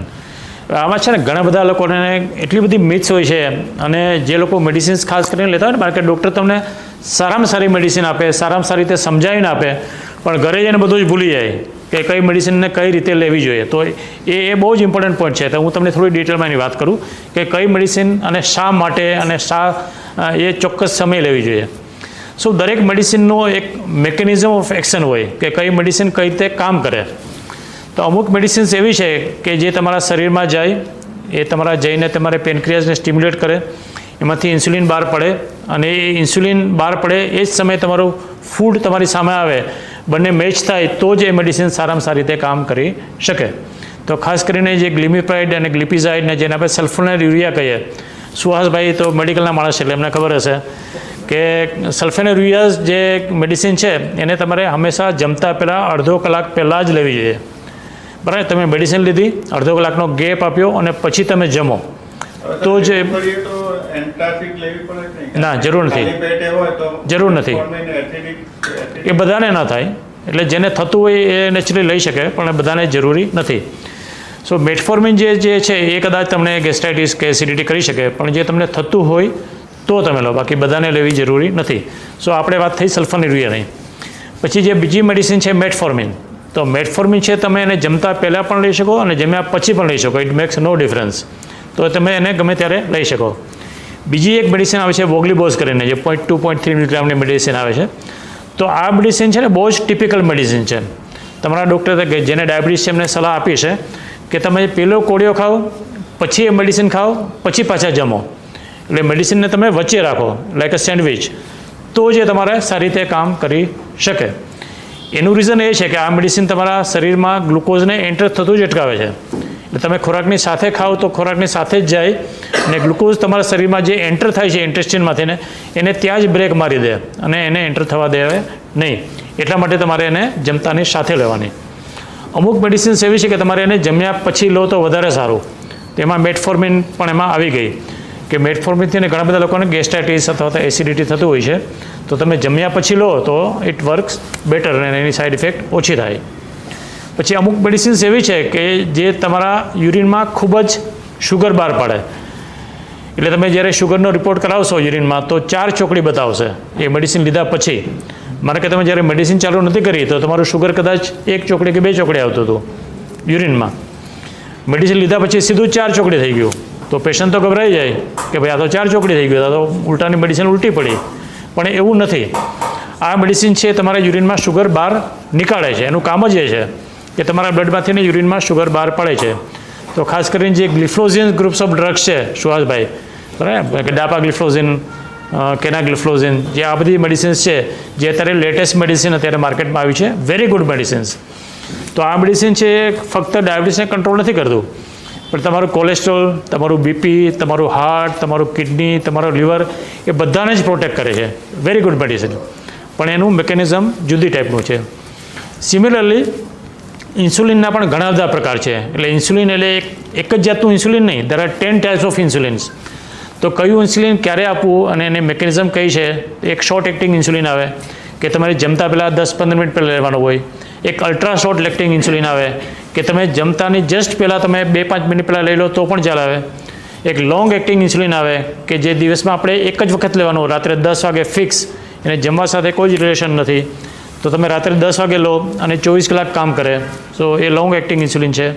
પછી ઘણા મિક્સ એક્ટિંગ ઇન્સ્યુલિન આવે કે જેમાં 30% શોર્ટ એક્ટિંગ છે, 70% લોંગ એક્ટિંગ છે અથવા તો મીડિયમ એક્ટિંગ ઇન્સ્યુલિન છે. તો તમે એને બ્રેકફાસ્ટ પહેલાં લો અને તમારા લંચ સુધીનું તમારું એ ડાયટને કંટ્રોલ કરે. So went to take medicine is very very important. અને તમારા ડૉક્ટરની સલાહ પ્રમાણે તમે એને એ રીતે ફોલો કરીને એ રીતે લો તો તમને મેક્સિમમ ફાયદો થાય. બરાબર. સો that is timing of insulin કે જે તમે બહુ સરસ પ્રશ્ન પૂછ્યો. યસ. હું સવારના બી ક્લેરિફાઈ ન કરી શકું. સવારના ક્લેરિફાઈ તમારી જાતે ન કરી શકો હા. કે ડાયાબિટીસથી જે બી હોય એમાં વેટ ગેઇન થાય કે વેટ લોસ થાય, વેટ બેવનું કારણ શું? મારું અત્યારના મોટા ભાગે ગેઇન થાય એવું મેં સાંભળ્યું છે. એની જગ્યાએ વાત કરે ડાયાબિટીસના કારણે વજન વધ્યું છે. મારું 20 કિલો 20-25 કિલો વજન છેલ્લા 1.5-2 વર્ષ હોવું. બરાબર છે. જનરલી આપણે એમ સમજતા હોય કે ગેઇન થાય છે. Right right. આ લોસ થતું હોય એટલે આપણને ખ્યાલ ના આવે કે આ બીજું ડાયાબિટીસ કંઈક છે એમ થાય.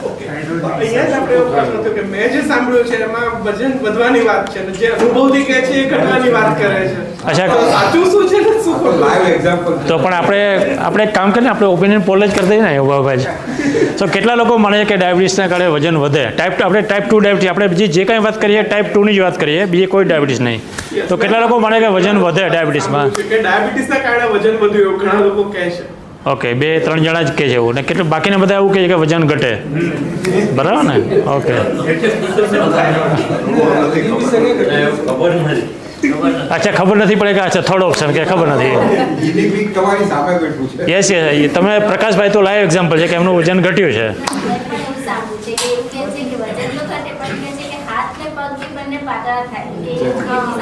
Very good. આ તેજલબેને પણ બહુ સરસ પોઈન્ટ લાવી. આપણે એની પણ ચર્ચા કરીએ આપણે. સો એવરીબડી ઇઝ રાઈટ. બધા જ સાચા છે. તાલિયા. હવે સાયન્ટિફિક રીતે તમે સમજાવો ને કે જ્યારે ડાયાબિટીસ થાય ને ત્યારે મેં તમને પહેલાં ગ્લુકોઝની વાત કરી કે આપણે ખાંડ ખાવાથી એને ડાયાબિટીસ થાય કે ન થાય. સો ખાંડ ખાવાથી શું થાય? વજન વધે. વજન વધે એટલે ડાયાબિટીસ થયો. સો લોજિકલી ડાયાબિટીસમાં વજન વધે. That is the scientific answer. પણ તમારી સામે લાઈવ એક્ઝામ્પલ પણ છે કે એમનું તો વજન ઘટ્યું છે. તો શું થયું?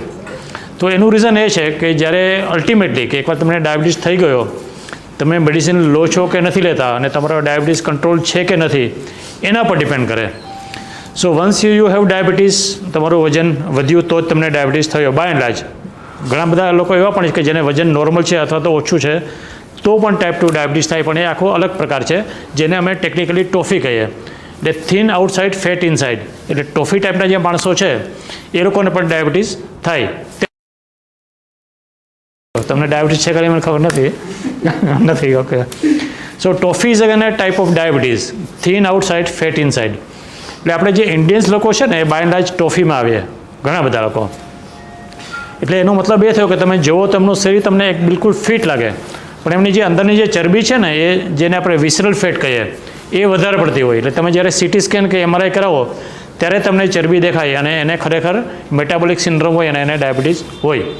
હવે વજન ઘટે શા માટે એ તમને સમજાવું કે જે પ્રકાશભાઈને થયું કે ડાઉન ધ લાઇન્સ જ્યારે તમે ડાયાબિટીસ તમારો કંટ્રોલ ન કરો તો તમારા શરીરને ખોરાકની જરૂર તો છે જ, તમારામાં ભરપૂર શુગર છે એટલે તમારું પણ 14 તમારું HbA1c છે વિચ ઇઝ વેરી હાઈ, બરાબર ને? તો આટલું બધું શુગર તમારા શરીરમાં છે પણ તમારા શરીરને મળતું નથી. એટલે it is something like C, દરિયા જેવું છે કે દરિયો છે, ભરપૂર પાણી છે, એમાં ભરપૂર સોલ્ટ છે, પણ એ પાણી આપણે પી શકતા નથી. તમે સમુદ્રનું પાણી પીવો તો શું થાય? ઉલટી થાય, બરાબર ને? બહુ પીવો તો બેભાન પણ થઈ જવાય, બહુ પીવો તો મરી પણ જવાય. તો તમારા શરીરની અંદર આખો સમુદ્ર ભરાયો છે શુગરનો, સ્વીટ સમુદ્ર, પણ એને તમારું બોડી યુટિલાઇઝ કરી શકતું નથી. પણ એને જરૂર તો છે જ, ગ્લુકોઝની જરૂર છે પણ મળતું નથી હોવા છતાં. એટલે શરીર શું કરશે કે તમારા પ્રોટીનને ખાવાનું ચાલુ કરશે, તમારી ચરબીને ખાવાનું ચાલુ કરશે અને તમારું વજન ઘટશે.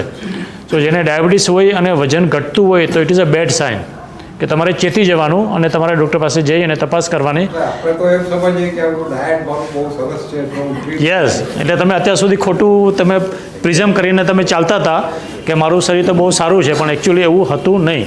એટલે તમે રાઇટ ટાઈમ મારી પાસે આવી ગયા છે અને તમારું નિદાન થયું અને તમે આપણે એને દવાના ડોઝ સેટ કર્યા. ડાયાબિટીસ કંટ્રોલ થઈ જાય પછી ગેઇન થાય પાછું? થાય નેચરલી, કારણ કે તમારા શરીરને પાછું મેટાબોલિઝમ તમારું સેટ થયું, સુગર પાછું યુટિલાઇઝ કરવા માંડ્યું જે જરૂર હતી તે.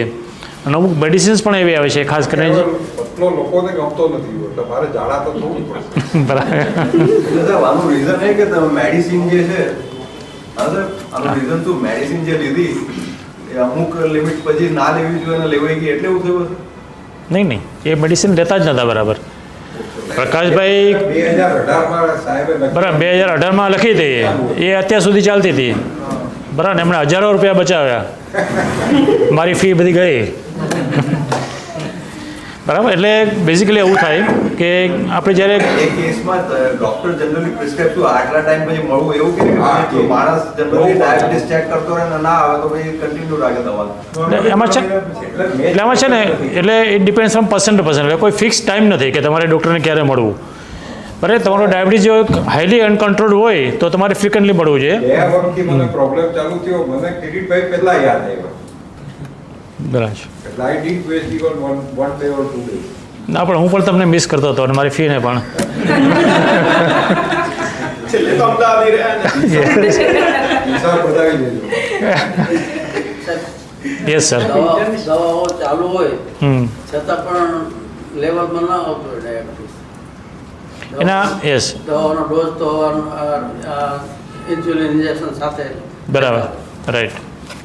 સો એના છે ને 2 રીઝન હોઈ શકે કે કાં તો તમારી જે દવા ચાલી રહી છે એનો ડોઝ પ્રોપર નથી ફોર સમ રીઝન્સ, અથવા તો કાં તો તમે ફોલો નથી કરતા ઇન્સ્ટ્રક્શન્સ. મેં તમને જે વાત કરી કે કઈ દવા ક્યારે લેવી એ તમે કદાચ ફોલો નથી કરતા. બધું જ કરો છો પણ તમે ડાયટ ફોલો નથી કરતા, તમે ન ખાવાનું ખાઈ લો છો. અથવા તો તમે એક્સરસાઇઝ જે કરવી જોઈએ તમે એક્સરસાઇઝ નથી કરી શકતા. અથવા તો તમારા શરીરમાં ફોર સમ રીઝન્સ સ્ટ્રેસ બહુ જ છે, સામાજિક છે, આર્થિક છે, વોટ એવર સ્ટ્રેસ, એને કારણે પણ તમારું શુગર બધું જ સારું કરવા છતાં પણ તમારું શુગર કંટ્રોલમાં રહે નહીં. સો ધેર મલ્ટી, તમારી ઊંઘ સારી નથી, બરાબર, અથવા તો તમને વ્યસનો છે એવા કે જેને કારણે પણ તમારો ડાયાબિટીસ કંટ્રોલમાં નથી આવતો. તો એમાંથી કયું રીઝન છે મારે શોધવું પડે અને રીઝનના આધારે પછી હું તમારી ઉપર એક્ટ કરું તો પછી તમારો ડાયાબિટીસ કંટ્રોલમાં આવે. ફ્રૂટ જ્યુસ જે પોઈઝન છે તો ફ્રૂટ ખવાય કે ના ખવાય? Yes, very important. Yes, very important. So fruit, હું તમને કહું કે ફ્રૂટ ખાઈ શકાય અને ફ્રૂટ જ્યુસ ન શકાય તો લોજિકલી વાત ગળે બેસતી નથી, પણ that is the science. That is the science કે ફ્રૂટ ખાઈ શકાય અને ફ્રૂટ જ્યુસ ન ખાઈ શકાય. ફ્રૂટ ઇઝ હેલ્ધી અને ફ્રૂટ જ્યુસ ઇઝ પોઈઝન. તો આવું કઈ રીતે? એનું લોજિકલ રીઝન એ છે કે ફ્રૂટ્સમાં વધારાનું શું છે જે ફ્રૂટ જ્યુસમાં નથી? ફાઈબર, બરાબર. તો ફ્રૂટ્સમાં ભરપૂર ફાઈબર છે. તો હાઉ ડઝ ફાઈબર હેલ્પ એ સમજવું બહુ જરૂર છે. ગટ બેક્ટેરિયા વિશે તમે જાણ્યું છે કે વોટ ઇઝ ગટ બેક્ટેરિયા? આપણા ગટની અંદર બેક્ટેરિયા હોય જેને આપણે ગટ માઇક્રોબાયોમ કહીએ, એના વિશે કોઈ જાણો છો? ઓકે, તો એના વિશે તમને હું જાણ કરું કે આપણા જે ઇન્ટેસ્ટિન છે અથવા તો આપણું આખું જે શરીર છે એમાં અંદર બહાર બધું જ આવી ગયું. તો આપણા શરીરમાં 30 ટ્રિલિયન બેક્ટેરિયા છે. કેટલા? 30 ટ્રિલિયન, જે આપણા પોતાના જીનોમ કરતાં પણ એનું જીનોમ વધારે છે. હોલ ઓર્ગન, જેમ કિડની છે, લીવર છે, બ્રેન છે, હાર્ટ છે, એમ ગટ માઇક્રોબાયોમ એ આખા આપણા શરીરમાં ફેલાયેલું એક ઓર્ગન છે, which is a very very important organ. અને આ બધા જ બેક્ટેરિયા, મોટાભાગના બેક્ટેરિયા ગુડ બેક્ટેરિયા છે, આપણે જેને સારા બેક્ટેરિયા કહીએ, જેને આપણે ગટ માઇક્રોબાયોમ કહીએ.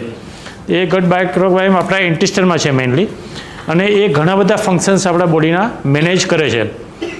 આપણે જે હેપીનેસ હોર્મોન્સ આપણે જે એને કહીએ, સિરોટોનિન, ડોપામિન, એ બધા હોર્મોન્સ બને ક્યાં? બ્રેઇનમાં? No, it is made by bacteria. ખાસ કરીને વિટામિન B12.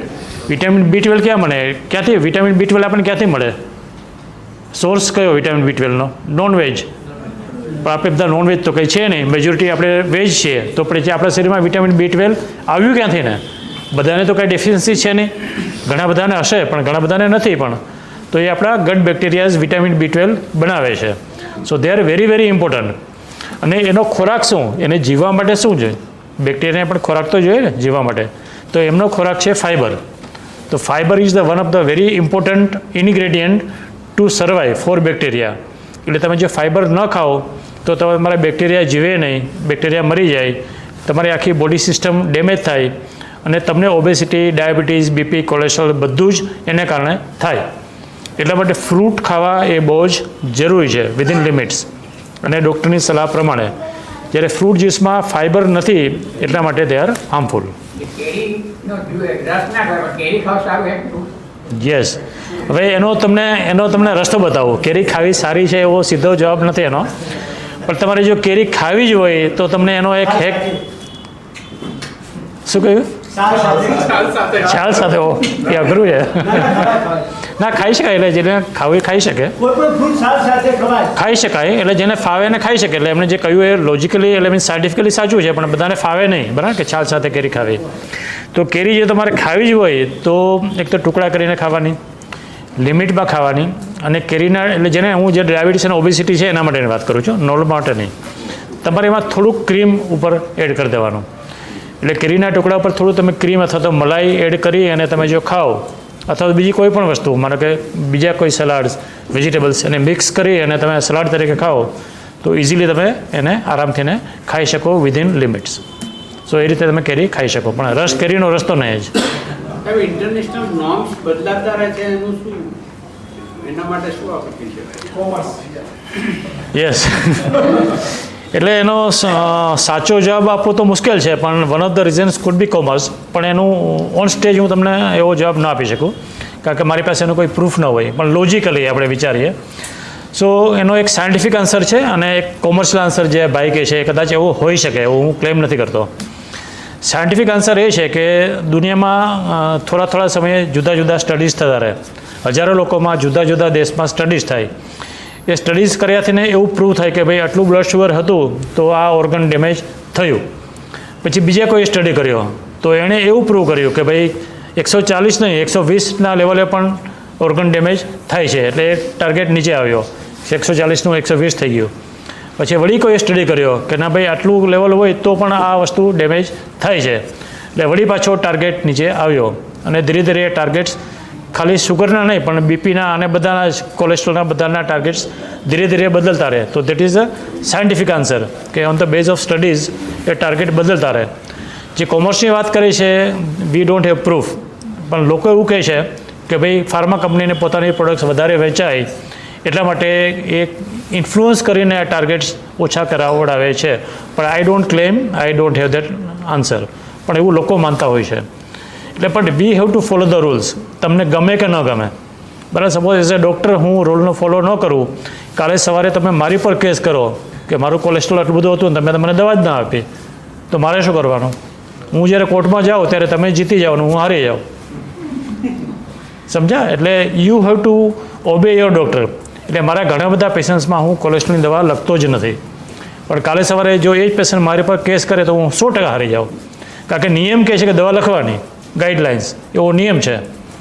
ને તમને માટે કે કોઈને પણ હાર્ટ એટેક આવ્યો અને મેં દવા નથી લખી તો આઈ લૂઝ ધ કેસ. હું જેલમાં જાઉં. પણ you have to believe your doctor. તમે જે તમારા ડૉક્ટરમાં શ્રદ્ધા હોય, તમારા ડૉક્ટર ના પડે છે કે ભાઈ તમારે કોલેસ્ટ્રોલની દવાની જરૂર નથી, તો નથી. પછી ફોર સમ રીઝન્સ એને કંઈ કોમ્પ્લિકેશન થયું અને હાર્ટ એટેક આવ્યો, તો it is my bad luck અને પેશન્ટ્સ બેડ લક. બરાબર ને? પણ I am doing it for your good. તમે એને કહ્યું કે સવારે ઉઠીને બ્રિસ્ક વોકિંગ 30 મિનિટ કરવું જોઈએ, બરાબર છે? હવે માની લો કે હું સવારે ઉઠીને ટેસ્ટ કરું, તરત જ ટેસ્ટ કરું અને ચાલ્યા પછી ટેસ્ટ કરું, તેમાં બેમાં ફેર પડે? Yes, again a very important question. Very important. Important શા માટે છે તમને સમજાવું કે અમારા ઘણા બધા પેશન્ટ્સમાં, એટલે અમારા ઘણા બધા એમાં હું તમને આખું સાયન્સ સમજાવું કે દરેક વસ્તુનું છે ને ફિક્સ જવાબ ન હોય. 2+2 4 ક્યારેય મેડિકલ ભાષામાં ન થાય, બરાબર? 2+2 4 પણ થાય, 2+2 0 પણ થાય, 2+2 200 પણ થઈ જાય. એ દરેક વસ્તુ સાચી છે, એમાં ખોટી નથી. તો આવું શા માટે થાય? હું તમને કહું કે તમારે ઊભા થઈને અડધો કલાક ચાલવાનું. તો અમારા ઘણા બધા પેશન્ટ્સ એવા છે કે જેને ચાલવાથી એમનું શુગર વધી જાય છે. તો શા માટે વધી ગયું? મેં તો એમને ચાલવાનું કહ્યું હતું, તો એ તો મારી પાસે આવીને કહે સાહેબ તમે તો મને ચાલવાનું કીધું, મારું તો શુગર વધી ગયું. તો એ પણ સાચા છે ને હું પણ સાચો છું. એટલે સાચા કઈ રીતે છે કે ઘણા બધા પેશન્ટ્સ છે ને એના જે સ્ટ્રેસ હોર્મોન્સ બહુ જ પાવરફુલ હોય. એટલે જ્યારે એ લોકો કોઈ પણ જાતની એક્સરસાઇઝ કરે, ચાલે કે રમે કે દોડે કે વોટેવર, તેના સ્ટ્રેસ હોર્મોન્સ બહુ જ નીકળે. અને એ સ્ટ્રેસ હોર્મોન્સનું કામ જ છે શુગર વધારવાનો. એટલે એ લોકોનું શુગર હંમેશા વધી જાય. એટલે એ લોકોએ ઉલટાની એક્સરસાઇઝ કટ ડાઉન કરવાની. કે એમને મારે કહેવું પડે કે આપણા દીપકભાઈ, વન ઓફ ધ પેશન્ટ્સ, તો એક પેશન્ટ, એવા ઘણા બધા પેશન્ટ છે કે એક બેન છે અમારા બિલકુલ ફિટ, એટલે એ તો 1 કલાક સુધી ટીટી રમે, વેરી બ્રિસ્ક, જોરદાર રમે, અને એનો શુગરનો રિપોર્ટ કરે તો સીધું 200 થઈ જાય. તો પછી મારે એમને કહેવું પડે કે તમે કટ ડાઉન કરો. તો એમણે એક્સરસાઇઝ કટ ડાઉન કરીને પછી એનું શુગર જોયું તો નોર્મલ થયું. So it varies from person to person કે કયા પેશન્ટને શું કરવું અથવા તો શું ન કરવું. એટલે દરેકને સેમ નિયમ લાગુ પડે નહીં. સૌથી મોટી ભૂલ કોઈ પણ પેશન્ટ્સ કરતા હોય તો એ દે ઓલવેઝ આસ્ક સમબડી, ભાઈ તમે શું કરો છો? તો એ કરવા માટે, વિચ ઇઝ રોંગ. તમને કઈ મેડિસિન ચાલે છે એ ખાવા માટે. ડૉક્ટરના પૈસા બચાવે, કોઈ મારે ડૉક્ટરને બતાવવા જવું નથી. મેડિસિન લઈ લો ને, આ ભાઈ લે છે ને કંટ્રોલમાં છે તો હું પણ લઈ લઉં, વિચ ઇઝ રોંગ. એટલે દરેક પેશન્ટનું બોડી જુદું છે, એનું મેટાબોલિઝમ જુદું છે, એની તાસીર જુદી છે. એના તાસીર પ્રમાણે તમારે સારવાર કરવી જોઈએ. એટલે આમાં એવું ગણાય સાહેબ કે એક્સરસાઇઝ પછી જો ગ્લુકોઝ વધતો હોય તો it is generally due to stress hormone. Usually that is the logical answer. કારણ કે તો જ વધે ને, કારણ કે એને ખાધું તો છે નહીં, એણે એક્સરસાઇઝ કરી અને એનું શુગર વધ્યું, તો લોજિકલ આન્સર ઇઝ કે સ્ટ્રેસ હોર્મોનના કારણે વધ્યું. પછી તમે પ્રૂવ કરીને જુઓ કે એક્સરસાઇઝ ઓછી કરે તો પાછું શુગર ઘટ્યું, તો યુ હેવ ધ આન્સર. પણ આમાં જાતે ડૉક્ટર ના બનવું જોઈએ. જાતે ના બનવું જોઈએ. એટલે જાતે ડૉક્ટર બનવાના ઘણા બધા ગેરફાયદાઓ છે. શું લેવાથી?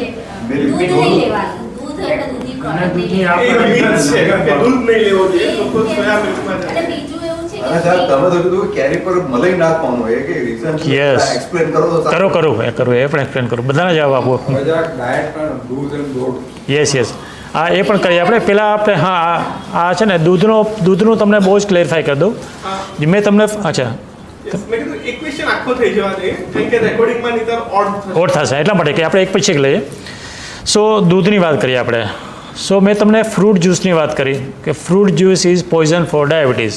એ તમે લખી રાખજો, એટલે બેસાડી દેજો, લખવાની જરૂર નથી. તો દૂધ ઇઝ પોઈઝન ફોર ડાયાબિટીસ. ડાયાબિટીસના દર્દીએ દૂધ ક્યારેય પીવું જોઈએ નહીં, બરાબર ને? તો પછી સાહેબ તો કહે તમે મલાઈ ખાવાની મને છૂટ આપી છે, તો હું કહું દૂધ નહીં પીવાનું, મલાઈ ખાવાની, કોન્ટ્રોવર્સી અગેન. સો દૂધના પ્રોડક્ટ્સ તમે ખાઈ શકો. એટલે દૂધ ન ખાઈ શકો પણ દૂધના પ્રોડક્ટ્સ એટલે દહીં, છાશ, પનીર, એમાં મલાઈ પણ આવી ગઈ. તો દૂધના પ્રોડક્ટ્સ તમે એઝ અ ડાયાબિટીક તમે ખાઈ શકો વિધિન લિમિટ્સ. એનું બેઝિક રીઝન એ છે કે દૂધમાં it contains lactose. Lactose is sugar, અને લેક્ટોઝ ખાવાથી એને ઇન્સ્યુલિનનો સિક્રેશન બહુ જ થાય, જે ઓલરેડી તમારા શરીરમાં વધારે છે, અને તમે લેક્ટોઝ ખાઓ તો વધારે ઇન્સ્યુલિન નીકળે છે, જે છે એના કરતાં પણ વધારે નીકળે છે. અને એક બીજું કોન્ટ્રોવર્ઝિયલ સ્ટેટમેન્ટ તમને આપું, ઇન્સ્યુલિનને તમે લોકો શું માનો? Insulin is a good thing or bad thing? સુહાસભાઈ તમે તો બહુ જ વેચો છો ઇન્સ્યુલિન, તો ઇન્સ્યુલિન સારું કે ખરાબ? તમારા બિઝનેસમાં અસર પડશે તમે બોલશો તો. કંટ્રોલમાં આવે તો સારું, ઓવર જ્યારે કશું રિઝનેબલ હોય છે. અચ્છા, so insulin is good or bad? Control કરવા માટે સારું. Very good answer. So insulin is basically જ્યારે કોઈ પણ વસ્તુથી કામ ન થતું હોય ત્યારે આપણે નરેન્દ્ર મોદી સાહેબને બોલાવીએ. સો કોઈ પણ કામ આપણે પોલિટિકલ વાત આપણે નથી કરવાની અહીંયા. સો કોઈ પણ કંટ્રોલમાં ન આવતું હોય ત્યારે ઇન્સ્યુલિન એ રામબાણ ઈલાજ છે, બરાબર ને. તમારો ડાયાબિટીસ ગમે તેટલો વધારે હોય તો દરેક વસ્તુની, દરેક મેડિસિનની એક મેક્સિમમ ડોઝ હોય. માનો કે મેટફોર્મિન તો આટલો જ ડોઝ 2 ગ્રામ પર ડે, એનાથી વધારે અપાય નહીં. ગ્લિમિરપાઇડ તો મેક્સિમમ આટલો ડોઝ. XYZ મેડિસિન તો એનો મેક્સિમમ આટલો ડોઝ. ઇન્સ્યુલિનનો કોઈ મેક્સિમમ ડોઝ નથી. તમારે જેટલું આપવું હોય, ડોલ ભરીને આપવું હોય તો આપી શકાય, બરાબર, જેને જરૂર હોય એને. So insulin can control sugar in the best possible way. So એ રામબાણ ઈલાજ છે ઇન કેસ ઓફ ઇમરજન્સી, અથવા તો જેને કંટ્રોલમાં ન આવતું હોય એને. પણ મારી દૃષ્ટિએ insulin is a poison. Insulin કોઈ સારી વસ્તુ નથી, કારણ કે તમારા શરીરમાં વધારે ઇન્સ્યુલિન છે તો જ તમને ડાયાબિટીસ થયો છે. તો જે વસ્તુ વધારે હોવાથી એને ડાયાબિટીસ થયો હોય તો એ સારું કે ખરાબ? ખરાબ. તો કઈ રીતે ખરાબ એ તમને સમજાવું. એનું તમને બીજી એક લોજિકલ સમજાવું કે આપણા ઘરમાં કોઈ મહેમાન આવે, સપોઝ અત્યારે કોઈ એન્ટર થાય છે આપણા ઘરમાં અને ખૂબ જ કચરો પડ્યો છે આપણા ઘરમાં, મહેમાન એન્ટર થઈ રહ્યા છે, તમારી પાસે ટાઈમ નથી, તો આપણે શું કરીએ? અંડર ધ કાર્પેટ, બરાબર, અંડર ધ કાર્પેટ, કે આપણે એને વાળીને કાર્પેટની અંદર સંતાડી દઈએ. તો બાય ધ ટાઈમ મહેમાન આવે તો ઘર એકદમ ચોખ્ખું લાગે, પણ ઘર ચોખ્ખું છે નહીં. બરાબર. સિમિલરલી ડાયાબિટીસમાં અમે લોકો જે ડૉક્ટર્સ ભૂલ કરતા હતા અત્યાર સુધી, હું છેલ્લા 30 વર્ષથી ડાયાબિટીસ પ્રેક્ટિસ કરતો હતો, બધા કરે છે, બધા ડૉક્ટર્સ અમે લોકો ભૂલ કરતા હતા ડાયાબિટીસની સારવારમાં, જે હવે મેં ચેન્જ કરી છે. તો એ ભૂલ શું હતી કે ડાયાબિટીસને તમે કંટ્રોલ કરો છો. તમને એનું બીજી રીતે સમજાવું કે કોઈ પણ ફીવર આવે અને તમે એને પેરાસિટામોલ આપો તો શું થાય? ફીવર ઓછો થાય, બરાબર ને, પણ બીમારી મટે છે, બરાબર. ફીવર આવવાના કારણો શું? શેને કારણે ફીવર આવે? ફોર એક્ઝામ્પલ ના, પણ એક્ઝામ્પલ આપો કે શેના કારણે ફીવર આવે? નામ મલેરિયા, ટાઇફોઇડ, ટીબી, બરાબર ને. આ બધા જ એક્ઝામ્પલ છે કે જેને કારણે ફીવર આવે. સો ફીવર ઇઝ કોમન, રીઝન અલગ છે. કોઈ પણ ફીવરમાં તમે મેલેરિયામાં પેરાસિટામોલ આપો તો પણ ફીવર ઘટે, ટાઇફોઇડમાં આપો તો પણ ફીવર ઘટે, ટીબીમાં આપો તો પણ ઘટે પેરાસિટામોલથી. તો સિમિલરલી ડાયાબિટીસમાં તમે કોઈ પણ મેડિસિન આપો એટલે તમારું શુગર ઘટે. તો આપણે કર્યું શું? ફીવરને ઓછો કર્યો, પણ ડાયાબિટીસ તો ત્યાંનું ત્યાં જ છે. So we are not treating diabetes by giving medicines. We are કોઈ પણ મેડિસિન આપો એટલે તમારું શુગર ઘટે. આપણે કર્યું શું? ફીવરને ઓછો કર્યો, પણ ડાયાબિટીસ તો ત્યાંનું ત્યાં જ છે. So we are not treating diabetes by giving medicines. We are just decreasing sugar. હવે આપણે કાર્પેટની વાતમાં આવીએ. તો અત્યાર સુધી આપણે જે કામ કરતા હતા ડોક્ટર્સ, એ શુગરને સંતાડવાનું કામ કરતા હતા. તમને મેડિસિન આપી, તમારી શુગર આપણે કાર્પેટની નીચે સંતાડી દીધી, એટલે તમે લેબોરેટરીનો રિપોર્ટ કર્યો તો તમારું શુગર એકદમ સરસ આવ્યું, યુ આર હેપી. ઘર ચોખ્ખું દેખાય છે, ડાયાબિટીસ કંટ્રોલમાં દેખાય છે, પણ ડાયાબિટીસ ઘટ્યો નથી. So by giving insulin or any medicine, you are just showing કે તમારું ઘર ચોખ્ખું છે. અલ્ટિમેટલી થયું શું કે તમારું જે ગ્લુકોઝ છે એને કન્વર્ટ કરીને આપણે ફેટમાં કન્વર્ટ કર્યું. યુ આર જસ્ટ શોઈંગ કે તમારું ઘર ચોખ્ખું છે. અલ્ટિમેટલી થયું શું કે તમારું જે ગ્લુકોઝ છે એને કન્વર્ટ કરીને આપણે ફેટમાં કન્વર્ટ કર્યું, એટલે તમને સંતાડી દીધું શુગરને. પણ that fat is going to damage somewhere અને ઇટ ઇઝ મોર હાર્મફુલ. એટલા માટે ઇન્સ્યુલિન જે છે એ શુગરને બહુ જ ઝડપથી ઓછું કરે છે, પણ it is converting sugar into fat અને એ સંતાડે છે અને ઇટ ઇઝ મોર હાર્મફુલ. એટલા માટે ઇટ ઇઝ બેડ. પણ એ રામબાણ ઈલાજ પણ છે કે જ્યારે ઇમરજન્સી છે, તમારે શુગરને કંટ્રોલ કરવાનું છે ફોર સમ રીઝન્સ, ઓપરેશન કરવાનું છે અને ડૉક્ટર કહે છે કે શુગર કંટ્રોલ હશે તો જ ઓપરેશન થશે, તો જ દાંત નીકળશે, તો ઇન્સ્યુલિન એ રામબાણ ઈલાજ છે. આઈ થિંક હું પ્રશ્ન ભૂલી ગયો, આપણે ક્યાં હતા? ઇન્સ્યુલિન રેગ્યુલર દરરોજ લેતા હોય, અચ્છા, તો એનાથી કોઈ ફેર ફાયદો? એટલે એમના ફાયદો એ છે કે તમે શુગરને કંટ્રોલ કરી શકો, એ ફાયદો. નુકસાન એ કે તમે એને ફેટમાં કન્વર્ટ કરો છો, એટલે લોંગ ટર્મમાં નુકસાન. બીજું નુકસાન એ કે તમે જ્યારે પણ જેને પણ ઇન્સ્યુલિન ચાલતું હોય એનું વજન હંમેશા વધે, એનું વજન ક્યારેય ઘટે નહીં. એટલે જેમ જેમ તમે ઇન્સ્યુલિનનો ડોઝ વધારતા જાઓ એમ એમ તમારું વજન વધતું જાય. ને એઝ અ ડૉક્ટર મારું કામ છે કે તમારું વજન ઘટાડવાનું. એટલે જેને પણ ડાયાબિટીસ છે એને મારો ફર્સ્ટ ટાર્ગેટ છે કે તમારું વજન મારે ઓછું કરવું. તો હું તમને એવી મેડિસિન આપીશ કે જેના કારણે તમારું વજન ઘટે. પણ સાહેબને જે વજન ઘટ્યું છે એ દવાના કારણે નથી ઘટ્યું, એ એમને બીમારીને કારણે ઘટ્યું છે, એટલા માટે ખરાબ છે. મારો પહેલો ટાર્ગેટ છે તમારું વજન ઘટાડવાનો. અને જે મેં તમને ડાપાગ્લિફોઝિન જે ટાઈપની મેડિસિનની વાત કરી એ તમારું વજન ખૂબ જ ઘટાડે છે અને it is a very good medicine. So વજન તમારું ઘટવું જોઈએ વિથ મેડિસિન્સ. Yes sir. મેટફોર્મિનથી વજન ઘટે એ સાચું હોય? યસ, મેટફોર્મિનથી વજન ઘટે, so it is a good medicine. એટલે જે પણ મેડિસિનથી વજન ઘટે it is a good medicine. તો મેટફોર્મિન, પછી DPP-4 ઇન્હિબિટર એટલે જે સિટાગ્લિપ્ટિન, ટેનલગિપ્ટિન અને આ DPP આઈ મીન જે ગ્લિફ્લોઝિન્સ, આ ત્રણેય મેડિસિન એવી છે કે જેનાથી તમારું વજન ઘટે અને they are good. Insulin, pioglitazone, આ મેડિસિન એવી છે કે જેનાથી તમારું વજન વધે, which is bad, which is not good. એટલે એક વાત કરી કોર્ન સિરપ એ કે ખરાબ છે શુગર કરતા. તો હવે સપોઝ કોર્ન સિરપ, શુગર અને ગોળ તે ત્રણેયમાં. Yes, again a very good question. તો શુગર છે બેઝિકલી કેમિકલી શું છે? આપણે જે ખાંડ ખાઈએ છીએ એની કેમિકલ ફોર્મ્યુલા શું? What is sugar? સુક્રોઝ. બરાબર, તો સુક્રોઝ એટલે શું? It is a combination of ના, એ તો બરાબર, એ તો કેમિકલ વાત થઈ, પણ નામ તો ગ્લુકોઝ અને ફ્રુક્ટોઝ. બરાબર, તો જે શુગર આપણે જે ખાઈએ છીએ sucrose, it is combination of glucose અને ફ્રુક્ટોઝ. એ બંનેનું 50% કોમ્બિનેશન કરો એટલે તમારી આપણે શુગર બની ગઈ, વિચ ઇઝ હાર્મફુલ. કારણ કે એમાં ફ્રુક્ટોઝ આવ્યું. ખાલી ગ્લુકોઝ છે તો ઇટ ઇઝ લેસ હાર્મફુલ, પણ સાથે ફ્રુક્ટોઝ એડ થયું ઇટ ઇઝ મોર હાર્મફુલ. એટલે જ્યારે આપણે ફ્રુક્ટોઝ વધારે ખાઈએ છીએ શુગરના ફોર્મમાં તો ઇટ ઇઝ હાર્મફુલ. આપણે પ્રશ્ન શું હતો એનો? અચ્છા, ગોળનો. યસ. હા, તો એક બીજી ગેરમાન્યતા છે કે ગોળ છે એ ખાંડ કરતાં સારો. સાચી વાત ને? ગોળ સારો ને? એવી માન્યતા છે. ગોળની ચા પીઓ તો ડાયાબિટીસ કંટ્રોલમાં રહે. અચ્છા, તો કોઈ હુઝ ટેક્સ છે? ગૂગલનો સારો ઉપયોગ કોણ કરે છે અહીંયાથી? આપણે ઝડપથી એક ડેમો કરીએ. તમારી પાસે છે ને? તમે ખાલી GI ઓફ જેગરી એવું ગૂગલમાં નાખો. એ કેટલું છે? GI of jaggery. GI એટલે ગ્લાયસેમિક ઇન્ડેક્સ, એટલે ગ્લાયસેમિક ઇન્ડેક્સ ઓફ જેગરી અને ગ્લાયસેમિક ઇન્ડેક્સ ઓફ શુગર, એ બંને નાખો. તેનો જવાબ હું તમને પહેલેથી જ કહી દઉં. તો શુગરનો GI છે એ 84 છે અને શુગરનો GI છે એ 65 છે. તો કયું સારું? શુગર સારી. તો ગોળ છે એ વધારે હાર્મફુલ છે. ગોળનો GI છે 84 છે. આવ્યો જવાબ? આપણે ગૂગલ કરતા ડોક્ટરને વધારે ટ્રસ્ટ કરે. કોર્ન સિરપનો વધારે છે ને? કોર્ન સિરપ વધારે. યસ. ખાટા બદલામાં સાકર કે ઘી તો વધારે સારું એમ. ખડી સાકર. તમારા ભાઈનું નામ ભૂલી ગયો. તમારું નામ? તો ભૂપતભાઈ ને ગિરીશભાઈ શું ફરક? બંને ભાઈઓ જ છે. બરાબર, એટલે ખાલી કપડાં જુદા પહેર્યા, નામ જુદા છે, બંને સેમ જ છે. એટલે તમે એને સાકર કહો, ખડી સાકર કહો, કે પછી બ્રાઉન શુગર કહો, કે ખાંડ કહો, કે પછી મેપલ સિરપ કહો, કે સ્પ્લેન્ડા તમે કહો કે જે શુગર ફ્રી આવે છે, એ શુગર ફ્રી પણ આપણે એક વાત કરી લઈએ. સ્ટીવિયા કહો તમે. એટલે આપણે છે ને એ પણ હવે વાત આવી છે તો આપણે એ પણ ડિસ્કસ કરી લઈએ કે શુગર તો ખરાબ છે જ, પણ શુગર ફ્રી એટલું જ ખરાબ છે. સુહાસભાઈ, તમારો બિઝનેસ ફરીથી બગાડી દઉં. તો શુગર ફ્રી પણ બહુ જ ખરાબ છે. એમાં જે તો સ્ટીવિયા જે છે ને, સ્ટીવિયા ઇઝ અ પ્લાન્ટ. તો પ્લાન્ટ છે તો નેચરલ છે તો સારું હોવું જોઈએ એવું આપણે માનીએ છીએ, પણ બધા જ શુગર ફ્રી ખરાબ છે.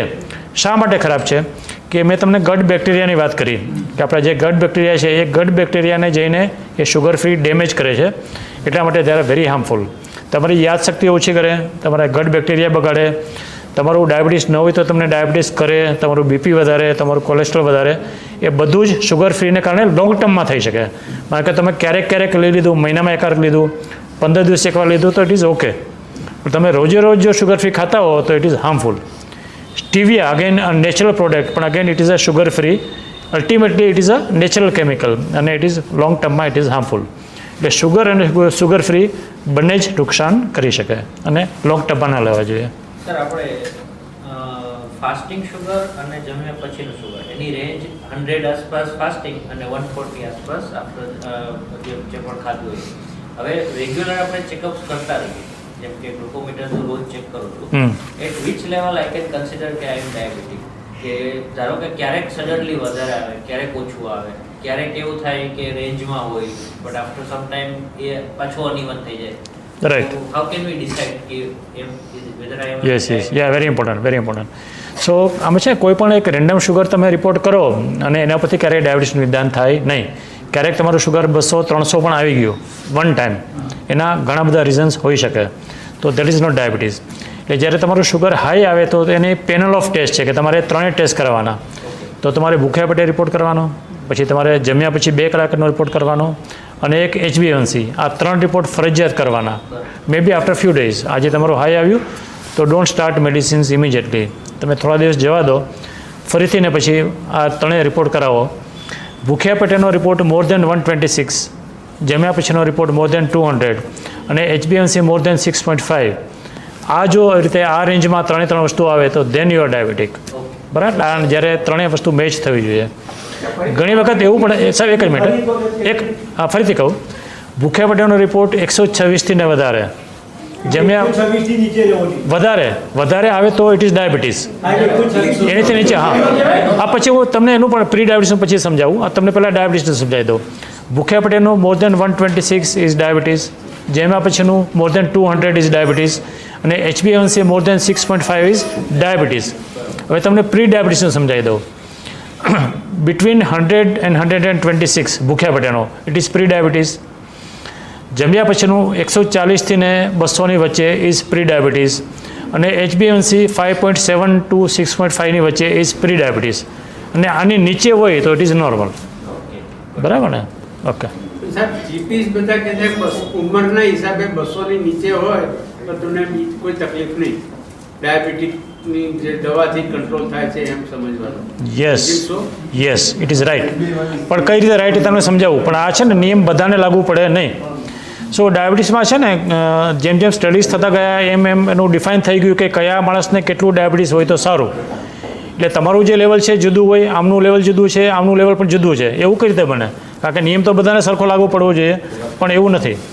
એટલે it all depends on your age અને તમારા કોમ્પ્લિકેશન્સ. એટલે તમારી જેમ એજ જેટલી વધારે એમ તમારો ટાર્ગેટ વધારે લેક્સ થતો જાય. એટલે તમારું શુગર થોડું ઘણું પણ હાયર હોય તો ઇટ ઇઝ પાર્ડનેબલ. કારણ કે એનું રીઝન એ છે કે મેં તમને વચ્ચે વાત કરી કે તમારું શુગર 70થી નીચે જાય તો ઇટ ઇઝ મોર હાર્મફુલ. એટલા માટે આ ટાર્ગેટ્સ એજ પ્રમાણે ચેન્જ થતા રહે. તમને હાર્ટની બીમારી છે, હાર્ટ એટેક આવેલો છે, તો તમારો ટાર્ગેટ હું થોડો વધારે રાખીશ, કારણ કે મારે તમારો વધારે ટાર્ગેટ છે એમાં નુકસાન નથી થવાનું. પણ તમને હાર્ટ એટેક છે અને તમારું શુગર જો 70થી નીચે ગયું તો ઇટ ઇઝ વેરી ડેન્જરસ. એ તમને ઇમિડિયેટલી તમારું હૃદય બંધ પડી શકે, તો મારે એ જોતું નથી. એટલા માટે હું તમારો ટાર્ગેટ થોડો હાયર સાઈડમાં રાખીશ. પણ that is for you, so it does not apply to everybody. It all depends from person to person. એટલે માણસ છે ને હંમેશા કમ્પેર કરે કે ભાઈ મારે તો આટલું છે, તો મારા ડૉક્ટર કીધું કે તમારું વધારે છે. સેમ ફિગર બીજા રહે કે તો તમારા ડૉક્ટર કહે કે ભાઈ આ તો તમારું બરાબર નથી. તો એનો લોજિકલ આન્સર છે. એટલે ડોન્ટ કન્ફ્યુઝ યોર સેલ્ફ, અથવા તો ડાઉટ યોર ડૉક્ટર કે ભાઈ 2 માણસને જુદા સલાહ કેમ આપે છે. તો ઇટ હેપન્સ, કારણ કે તમારું બંનેનું આખું જે ક્રાઇટેરિયા છે જુદા છે. યસ. એકદમ આજે ઓછું થઈ જાય ત્યારે શું કરવું? યસ, અગેન વેરી ઇમ્પોર્ટન્ટ કે આ ઓછું થઈએ તો શું કરવું. તો મેં તમને કહ્યું ઇટ ઇઝ એન ઇમરજન્સી. તમારે અડધી રાત્રે ઓછું થાય તો અડધી રાત્રે તમારે દોડવાનો ડૉક્ટર પાસે, whatever may be the time. અથવા તો તમારી પાસે ગ્લુકોમીટર હોવું ફરજિયાત છે. જેને પણ ડાયાબિટીસ છે એના પાસે ગ્લુકોમીટર હોવું જોઈએ. એના વગર ડાયાબિટીસ તમારું ટ્રીટ ક્યારેય થાય ન કરવો જોઈએ. બરાબર ને? તો તમારે જ્યારે પણ એવું લાગે કે તમારું શુગર ઘટી ગયું છે તો લાગે ક્યારે, એના સિમ્ટમ્સ શું? તો એક તો તમને પસીનો થવા માંડે, તમને ચક્કર આવવા માંડે, તમે આડું બોલવા માંડો. જેમણે દારૂ પીધો હોય ને માણસ કઈ રીતે બોલે એ ટાઈપનું બોલવા માંડો. તમે બેભાન થઈ જાઓ, તમને ખેંચ આવે, તમારું શરીર આખું જૂઠું પડી જાય એવું તમને લાગે, અથવા તો તમને એવું લાગે કે શું થઈ રહ્યું છે તમને ખબર ન પડે. જ્યારે આવા સિમ્ટમ્સ હોય ત્યારે તમારે તરત ચેક કરવાનું. જો તમારું શુગર 70થી નીચે હોય તો તરત તમારે ખાંડ, મીઠાઈ કે વોટ એવર ઇઝ અવેલેબલ કે જેમાં પણ ગળપણ છે તમારે તરત ખાઈ લેવાનું. માની લો કે તમે શુગર તમારું 50થી પણ નીચે જતું રહ્યું હોય તો તમે તો બેભાન થઈ ગયા છો, તમને ખબર નથી.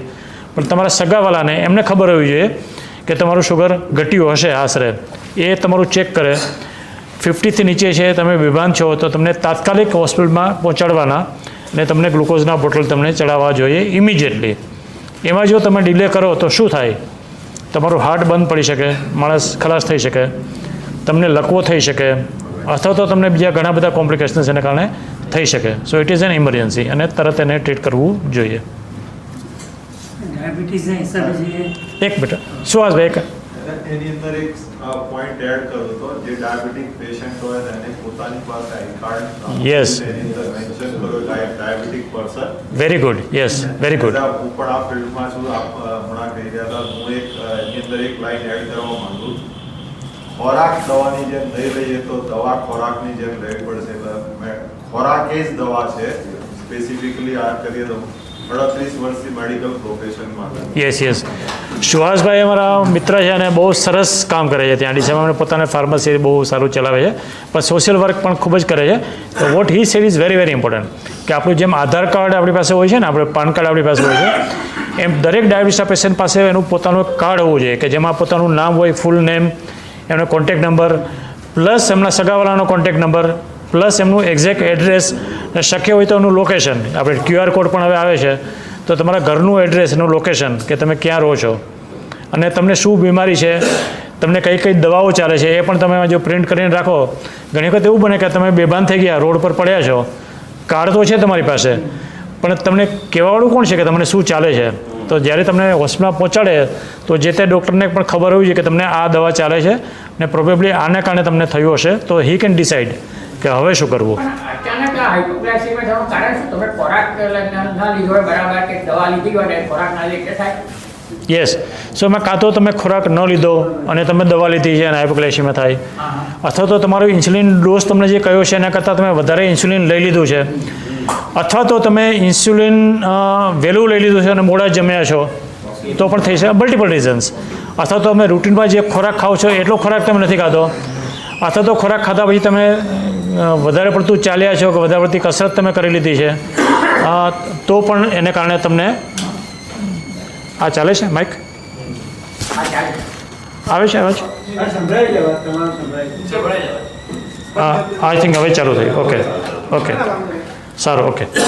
સો મલ્ટિપલ રીઝન્સ છે, એટલે એમાંથી કયું રીઝન છે એ દરેક પેશન્ટનું જુદું જુદું હોઈ શકે અને એ રીઝનના આધારે પછી તમે એક્શન લઈ શકો. પણ રીઝન મેં બે છે, હાઇપોગ્લાયસેમિયા, શુગર, એની એક જ સારવાર છે. ગટ બેક્ટેરિયાની જે વાત કરી, શેની? ગટ બેક્ટેરિયાની. તો એમાં પ્રોબાયોટિકનો રોલ શું હોઈ શકે? યસ. સો પ્રોબાયોટિક છે ને એક નવું ડેવલપિંગ સાયન્સ છે. આઈ થિંક તમારી પાસે ઘણું બધું નોલેજ છે. તો પ્રોડાયાબિટીસ ઉપર હું અત્યારે રિસર્ચ કરી રહ્યો છું. અને પ્રોબાયોટિક્સ તમે જેમ આપણા ગટના બેક્ટેરિયા જે અંદરના છે ને, પણ સપોઝ એ ઓછા થઈ ગયા તો શું કરવું? તો એના માટેની કેપ્સ્યુલ્સ આવે, બેક્ટેરિયાની કેપ્સ્યુલ્સ આવે કે જેની અંદર બેક્ટેરિયા હોય. એક બેક્ટેરિયાની કેપ્સ્યુલ ગળી અને તમે તમારા બેક્ટેરિયાને એનો ગ્રોથ વધારી શકો. તો જે આપણે પ્રીબાયોટિક અને પ્રોબાયોટિક્સ જેને આપણે કહીએ છીએ, તો પ્રીબાયોટિક્સ ઇઝ જે ફાઇબર્સને આપણે બધું ખાઈએ છીએ અને probiotics is bacteria. I mean probiotics is fibres અને પેલું બેક્ટેરિયા. તો એ બંને વસ્તુ તમે પ્રી અને પ્રોબાયોટિકની કેપ્સ્યુલ આવે કે બંને કમ્બાઈન હોય, એ ખાઈને તમે તમારા બેક્ટેરિયાને તમે ગ્રો કરી શકો. યસ. તો દહીં, yes yes yes. So basically it's a pre probiotic. એટલે યાકુલ્ટ જે છે ને એ છે, પણ એ હું તમને પ્રમોટ નથી કરતો યાકુલ્ટ, કારણ કે યાકુલ્ટમાં સાથે શુગર ફ્રી ને બધું પણ ઘણું બધું ફ્લેવર્સ ને ઘણું બધું એડ કરેલું છે. તો સિમ્પલ થિંગ દહીં. એટલે મેં તમને દહીં ખાવાની છૂટ આપી છે, મેં તમને છાશ પીવાની છૂટ આપી છે. તો સિમ્પલ વસ્તુ. યસ. અમૂલનું પ્રોબાયોટિક છાશ આવે જ છે, તો that you can take. Probiotic દહીં પણ આવે છે, પણ એ છે ને પ્રિપેર્ડ પ્રિપેરેશન એટલા માટે ના પાડું છું કે એમાં સાથે ઘણું બધું એડ કરેલું છે. એમાં કદાચ શુગર ફ્રી પણ એડ કરેલું છે, એમાં ફ્લેવર્સ પણ એડ કરેલી છે. તો why you to add that? તમારા ઘરનું દહીં ખાઓ તમે, સિમ્પલ વસ્તુ. પ્રીબાયોટિક અને પ્રોબાયોટિક. એટલે પ્રી એટલે જે ફાઇબર છે ધેટ ઇઝ પ્રોબાયોટિક, અને પ્રી એ છે એ બેક્ટેરિયા છે. એટલે બંનેને તમારે ભેગા કરીને લો તો એ બંનેનો ડોઝ તમારામાં જાય. બેક્ટેરિયાને જીવવા માટે પણ ખોરાક તો જોઈએ ને, એટલે તમે બંને ભેગું આપો છો, અને પ્રી પણ આપો છો અને પ્રો પણ આપો છો, કે જે અંદર થઈને ગ્રો કરે. અંદર માનો કે બેક્ટેરિયા ગયા પણ એને ખાવું શું, તો સાથે તમે એને ફાઇબર પણ આપો. એટલે પ્રી અને પ્રોનું કોમ્બિનેશન આવે કેપ્સ્યુલમાં. ફ્રૂટ્સ પણ ખાઈ શકાય. એટલે ફ્રૂટ અથવા તો ફાઇબર, કોઈ પણ ફાઇબર. માનો કે ઈસબગુલ છે તો ઈસબગુલ ઇઝ એ ફાઇબર, તો તમે ઈસબગુલ દહીંમાં મેળવીને ખાઈ લો.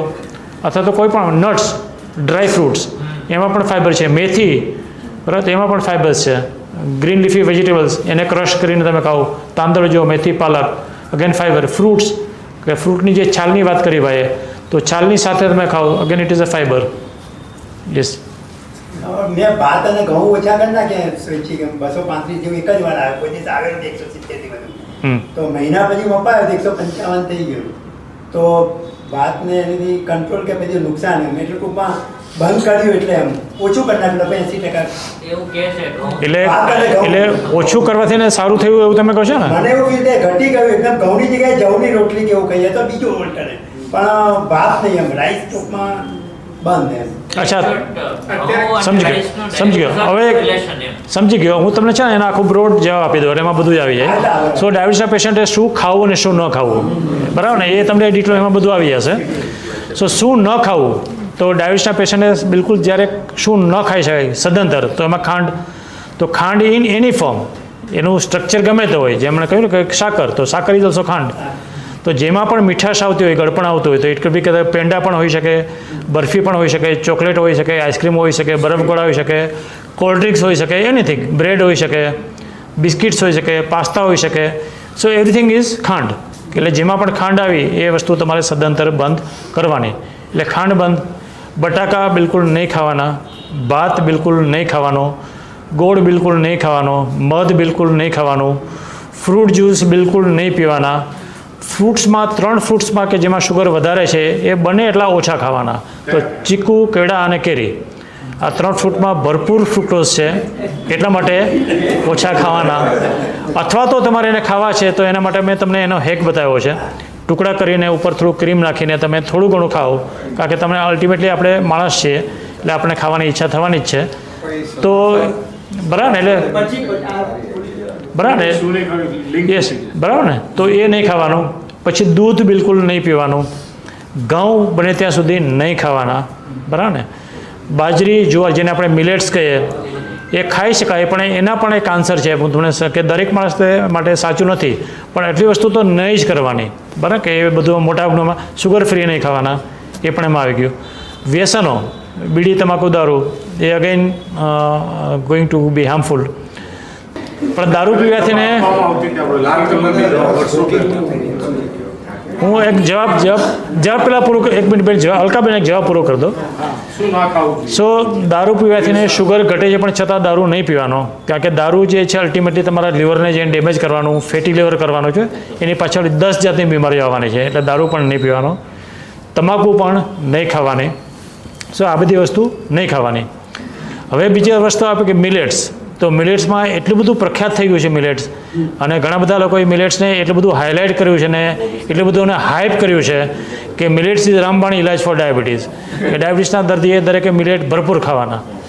એને મિલેટ મેન ઓફ ઇન્ડિયા બધા ઓળખતા જ હશો, ડૉક્ટર ખલી વાદર, બરાબર, એના ઘણા બધા વિડીયોઝ બધાએ જોયા હશે. ખાદરવલી એટલા બધા ફેમસ છે ને એમના વિડીયો પછી એટલા બધા લોકો મિલેટ્સ ખાવાનું ચાલુ કરી દીધું છે, પણ ઇટ ઇઝ રોંગ, બરાબર ને. ઇટ ઇઝ રોંગ એટલા માટે કે દરેક માણસને લાગુ પડતું નથી. મેં તમને કહ્યું કે દરેકનું ઇન્ડિવિજ્યુઅલ એક મેટાબોલિઝમ છે, તો તમને મિલેટ્સ ખાવાથી ને તમને શું થાય છે એ તમારે સ્ટડી કરવાનો. અને સ્ટડી કરવા માટે એક ઇન્સ્ટ્રુમેન્ટ આવે છે CGMS કરીને, કે જે આપણે પેચ તમે જોયો હશે, પેચનું આપણી પાસે છે, અથવા તમારી પાસે ફોટો કદાચ હશે તો બચાવીશ. એક નાનો પેચ આવે છે, એ પેચ લગાવવાથી ને તમને તમારું શુગર દર 5 મિનિટે ખબર પડે. મારા ડાયાબિટીસના રિવર્સલના પેશન્ટમાં બધામાં હું 100% એ પેચ લગાડું. એ એટલી બધી સરસ વસ્તુ છે કે દર 5 મિનિટે તમારું શુગર એ ચેક કરે, અને એનાથી તમને ખબર પડે કે તમને શું ખાવાથી ને તમારું શુગર વધે છે. એટલે બાજરી ખાવાથી ને મિસ્ટર એક્સને સારું શુગર આવતું હોય, મિસ્ટર વાયને બાજરી ખાવાથી ને શુગર બહુ જ વધતું હોય, તો એ માણસે બાજરી ન ખાવી જોઈએ. સો ઇન નટસેલ આ આપણે શું ખાવું ને શું ન ખાવું એ યસ. આ એ પેચ છે, નાનો પેચ છે, મારા બોબલામાં નીકળે તમને બચાવો. એક બિલકુલ નાના બટન જેવો પેચ છે. એક જ કંપની ઇન્ડિયામાં બનાવે છે, એબટ કરીને. એબટ જે મલ્ટીનેશનલ કંપની છે એ બનાવે છે. પેચ લગાવી દેવાનો, 14 દિવસ સુધી તમારા હાથ ઉપર રહે, મેક્સિમમ 14 ડેઝ. એ 14 ડેઝમાં દર 5 મિનિટે તમારું શુગર એ ચેક કરે, અને મિનિમમ મિનિટનો તમને રેકોર્ડ એઝ અ ગ્રાફ તમને આપે. અમારી પાસે રેકોર્ડ છે, તમને છેલ્લે બતાવવું હોય, મોબાઈલમાં છે, હું તમને બતાવું. હા, મોબાઈલ પર ગ્રાફ આવે, એ તમારામાં પણ આવે ને મારામાં પણ આવે. અને એટલી બધી સરસ વસ્તુ છે કે સપોઝ મારા જે પેશન્ટ છે ને, મારા પેશન્ટ દાર એસ salaamના પણ છે, મલેશિયાના પણ છે, યુકેના પણ છે, અને દુબઈના પણ છે. સપોઝ મારું પેશન્ટ પેચ અહીંથી લગાવીને દાર એસ salaam જતું રહ્યું, તો એ દારેસ્ટામાં શું ખાય છે મને મારી ઉપડીમાં બેઠા બેઠા ખબર પડે. એટલે એ જો કંઈ ચોરી કરતા હોય તો તરત એની ચોરી મારા મોબાઈલમાં પકડાઈ જાય. એટલે હું તરત એને ફોન કરું કે આજે તમે કંઈક ગડબડ કરી છે, અને એ કબૂલ કરે કે હા મેં ગડબડ કરી છે. ઇનકેસ ના પડે તો એને પ્રૂફ બતાવું કે આ પ્રૂફ કે આ તમે ગડબડ કરી છે. એના છે ને પહેલાં 2 આવતા, એક 3000ની આસપાસ આવતું, એ બંધ થઈ ગયું હવે. અને હવે જે મળે છે 5600નું આવે છે. એ 14 દિવસ સુધી તમારા હાથ ઉપર રહે.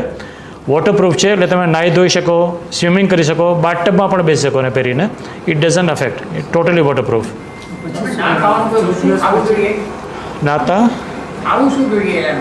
અધૂરું રહી ગયું એ તમારું. શું નાતા શું ખાવું જોઈએ, શું ના ખાવું જોઈએ, તમે લખાયું શું ના ખાવું જોઈએ, શું ખાવું જોઈએ ડાયાબિટીસ માટે ઉત્તમ. યસ, તો શું ખાવું જોઈએ એ પણ આપણે ચર્ચા કરી લઈએ. Yes, diet plan. સો ખાસ કરીને ફાઇબરવાળા પદાર્થો. Fibre is one of the very very important ખોરાક ફોર ડાયાબિટીસ અથવા તો otherwise heart disease, cholesterol, BP બધા જ માટે. તો જેમાં પણ ફાઇબર્સ ભરપૂર હોય એ બધી વસ્તુ ખાવાની. તો ફાઇબર એટલે શું? તો બધા જ ગ્રીન લીફી વેજીટેબલ્સ એક્સક્લુડિંગ પોટેટોઝ, એ તો ગ્રીનમાં આમ બી નથી આવતું. તો જેમાં પણ ગ્રીન પદાર્થો જે છે, જે તાંદળજો, મેથી, પાલક, એ બધા જ ખાવાના. મેથી અને કારેલા જે બહુ જ ફેમસ છે કે જે ડાયાબિટીસમાં ખાવા જેવું લોકો કહે છે, અને હું પણ ખાઉં છું. So methi is very good for diabetes, karela is very good for diabetes. પણ મેથી અને કારેલા એ ડાયાબિટીસની સારવાર નથી, બરાબર? એટલે ખાલી મેથી અને કારેલા ખાવાથી ક્યારેય તમારો ડાયાબિટીસ કંટ્રોલ થાય નહીં. પણ it is very very good for diabetes. એટલે સાથે તમારે ખોરાકમાં એને ઇન્ક્લુડ કરવા જોઈએ. કારેલાનો જ્યુસ પીવાય, કારેલાનો જ્યુસ પીવાય, બરાબર? સો એનો જ્યુસ પીવાય. એટલે ગ્રીન વેજીટેબલ્સનો લોકી એટલે દૂધી, એનો પણ જ્યુસ પીવાય.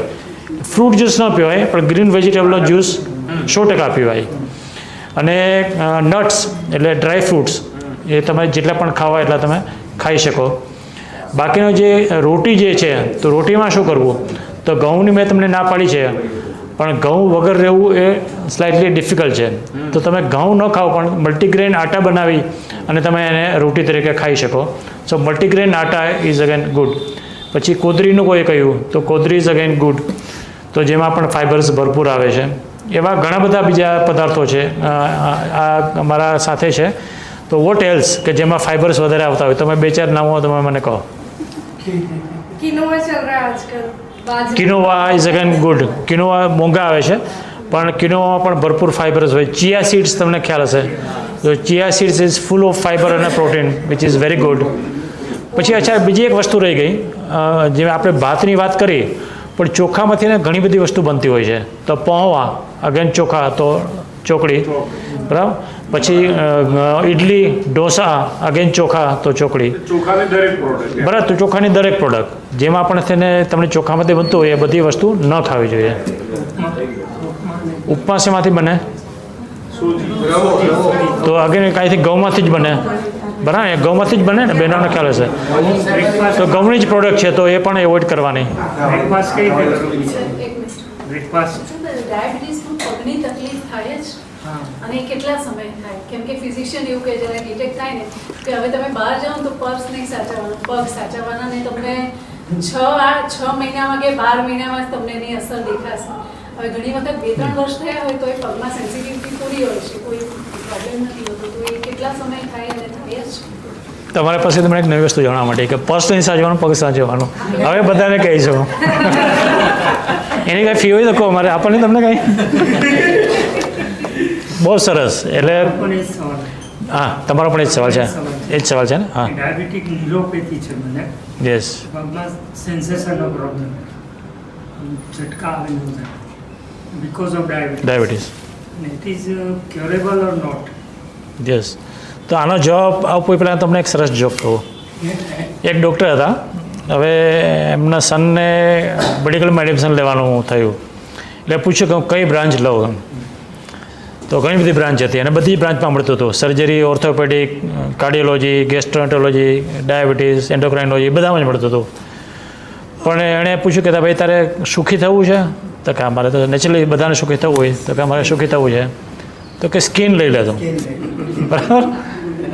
તો કે સ્કિનમાં શું કરવાનું? એમ કે સ્કિનનો દર્દી ક્યારેય જીવે નહીં, ક્યારેય મરે નહીં. બરાબર? સો સિમિલરલી ડાયાબિટીક ન્યુરોપેથીનું પણ એવું જ છે. સો ડાયાબિટીક ન્યુરોપેથી એક એવી બીમારી છે કે જેમાં દર્દી ખૂબ જ હેરાન થાય.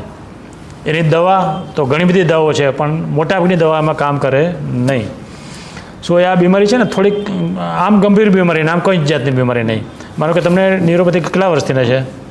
5 વર્ષ. તમને શું થયું? કશું જ નહીં. ચાલો છો, હરો છો, ફરો છો, કશું જ નથી થયું, પણ તમને હેરાન કરે છે. બેક ઓફ ધ માઇન્ડ તમને ખબર છે કે તમને ન્યુરોપેથી છે અને તમને ઇરિટેટ કર્યા કરે છે. સો આ ઇરિટેશનની જે બીમારી છે ને એ દેટ ઇઝ ન્યુરોપેથી. કે ન્યુરોપેથી થવું એ બિલકુલ સારી વસ્તુ નથી, પણ એ બાય એન્ડ લાર્જ કંઈ બહુ નુકસાન કરે નહીં. પણ એ ગંભીર બીમારી પણ છે. ગંભીર એટલા માટે કે જેને ન્યુરોપેથી થઈ હોય એને કશું પણ પગમાં વાગે તો એને ખબર પડે નહીં, એના સેન્સેશન્સ જતા રહ્યા હોય.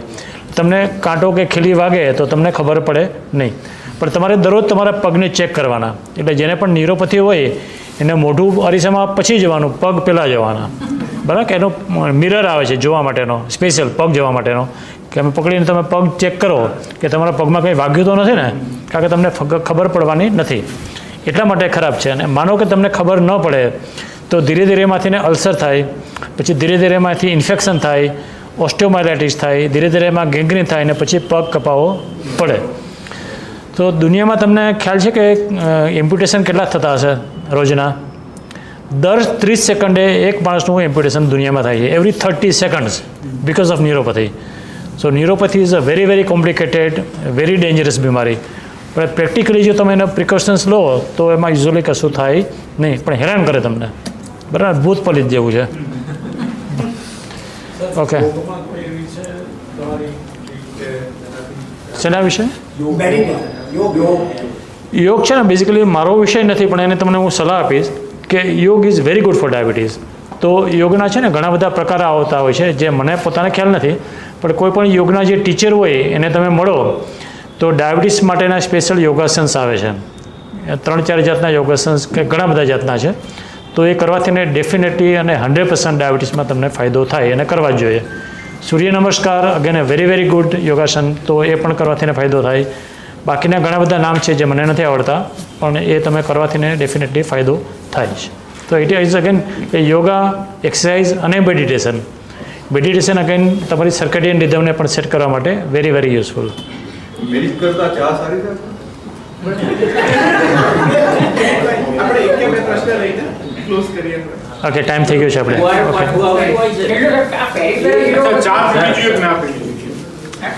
મને તો ઈચ્છા થઈ છે પણ અત્યારે નહીં પીએ આપણે. ના કહું એટલે આપણે તમારા બંનેનો એક જ મિનિટ સાહેબ, બંને એક પ્રશ્નનો જવાબ આપી દો. ઓકે, કહી દઉં. ડાયાબિટીસ અને દવાઓ એ ક્યુરેટિવ નાઇન એટલે કે કિડનીને પણ ઇફેક્ટિવ થાય છે. Yes, okay. આપણે ઝડપથી લઈએ કારણ કે આપણી પાસે ટાઈમ ઓછો છે. સો ચા, તો ચામાં થોડું ઘણું દૂધ આવે છે, તો પાણી જે દૂધ કરીને તમે ચા પીવો તો પી શકાય, કારણ કે આપણે પીવાના જ છીએ. સો બને એટલું પાણી જેવી દૂધ બનાવી અને તમે ચા પીવો, પણ પ્યોર દૂધ તમે ન પીવો. ડાયાબિટીસની દવાના સાઇડ ઇફેક્ટ, દરેક દવા દુનિયામાં એવી એક પણ દવા નથી કે જેની સાઇડ ઇફેક્ટ ન હોય. દરેક દવાની સાઇડ ઇફેક્ટ છે જ, પણ છતાં આપણે લેવાની. એટલા માટે લેવાની કે there is something known as risk benefit ratio. કોઈ પણ દવા તમને 90% ફાયદો કરે છે, 10% નુકસાન કરે છે, તો 90%નો ફાયદો આપણે જોવાનો અને ડૉક્ટરની સલાહ પ્રમાણે દવા જરૂર પડે તો લેવાની. કુંવરપાઠુંની તમે જે વાત કરી, તો કુંવરપાઠું અગેન જેને આપણે એલોવેરા તમે કરો છો, બરાબર? તો એલોવેરાના ઘણા બધા ફાયદાઓ છે અને એનું કોઈ નુકસાન નથી, તો લઈ શકાય અને લેવું જોઈએ. પનીરના ફૂલ કહે છે. યસ, પનીરના ફૂલ very important, very good result. એટલે પનીરના ફૂલનો ટેસ્ટ બહુ જ ખરાબ હોય છે, પણ મારા ઘણા બધા પેશન્ટ્સમાં હું ટ્રાય કરું છું. 4-5 દાણા લેવાના, રાત્રે પલાળી દેવાના, ઓવરનાઇટ રાખવાના, સવારે એને ગાળી અને પાણી પી જવાનો. ખૂબ જ ખરાબ ટેસ્ટ હોય છે એનો, પણ ખૂબ જ સારો ફાયદો એનાથી મળે છે. તો જેને ફાવે એને લેવું જોઈએ. પનીરના ફૂલ બજાર છે ને, અને દોડી જેવા બ્રાઉન કલરના મળે, ગાંધીની દુકાનમાં મળે, બહુ જ સસ્તા છે અને લઈ શકાય. આઈ થિંક એક છેલ્લો ક્વેશ્ચન લઈ લઈએ કોઈ હોય તો ને, પછી આપણે ક્લોઝ કરીએ. આપણે આઈ થિંક ડાયાબિટીસના રિલેટેડ પ્રશ્ન લઈએ તો આપણે એનો પણ જવાબ આપી દો. એટલે અલકાબેનનો પ્રશ્ન બાકી રહે સર, તમને હું રૂબરૂ કહીશ. અલકાબેન, યસ. ઘી is very good four overall health, પણ વિધિન લિમિટ્સ. એટલે ઘી છે ને એક જ એવો પદાર્થ છે કે જેનો બાય એન્ડ લાર્જ કોઈ એક્સપાયરી ડેટ હોતી નથી. ઘીનો બોઇલિંગ પોઈન્ટ છે બહુ જ હાઈ છે, 300 જેટલો છે એનો બોઇલિંગ પોઈન્ટ. દરેક ઓઇલનો બોઇલિંગ પોઈન્ટ છે ને એના આધારે નક્કી થાય કે એ ખવાય કે ન ખવાય. એટલે જે પણ ઓઇલનો બોઇલિંગ પોઈન્ટ ઓછો હોય, જેના તરત ફ્યુમ્સ બનતા હોય, it is bed for health અને એને ન ખાવું જોઈએ. બોઇલિંગ પોઈન્ટ તમે ગૂગલમાં સર્ચ કરીને જોઈ લેજો. ઘીનો બોઇલિંગ પોઈન્ટ ઓલમોસ્ટ 280 થી 300 છે, તો વિચ ઇઝ વેરી હાઈ. એટલે ઘીમાં તળેલી વસ્તુ તમે ખાઓ વિધિન લિમિટ્સ તો ઇટ ઇઝ ગુડ. ઘીમાં મુફા અને પુફા કરીને 2 સારા પદાર્થો આવે છે, મોનો અનસેચ્યુરેટેડ ફેટી એસિડ અને પોલીઅનસેચ્યુરેટેડ ફેટી એસિડ્સ. એ બંને જ હેલ્થ માટે ખૂબ જ સારા.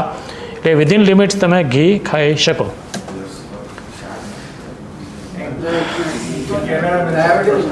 વધી ગયું છે કે ઘટી ગયું છે એનું આમ વ્યક્તિને બહુ ખ્યાલ નથી આવતો. ના, મેં સાહેબ એનો જવાબ આપી દીધો. આઈ થિંક તમે કદાચ મિસ કર્યો હશે. ઓકે, ખાવાની હિયરિંગને ઇફેક્ટ કરે. યસ, કરે. ડાયાબિટીસ હિયરિંગને ઇફેક્ટ કરે અને બેરસ આવી શકે. પણ આઈ થિંક આપણી પાસે સમય કદાચ ઓછો છે હવે, એટલે ઋષિભાઈ જો પ્રશ્ન હા પાડે તો જવાબ આપો એનો. Okay, so diabetes reversal is not a myth, it is a fact. બરાબર. It started from Canada. કેનેડામાં એક ડૉક્ટર જેસન ફંક કરીને નેફ્રોલોજિસ્ટ હતા.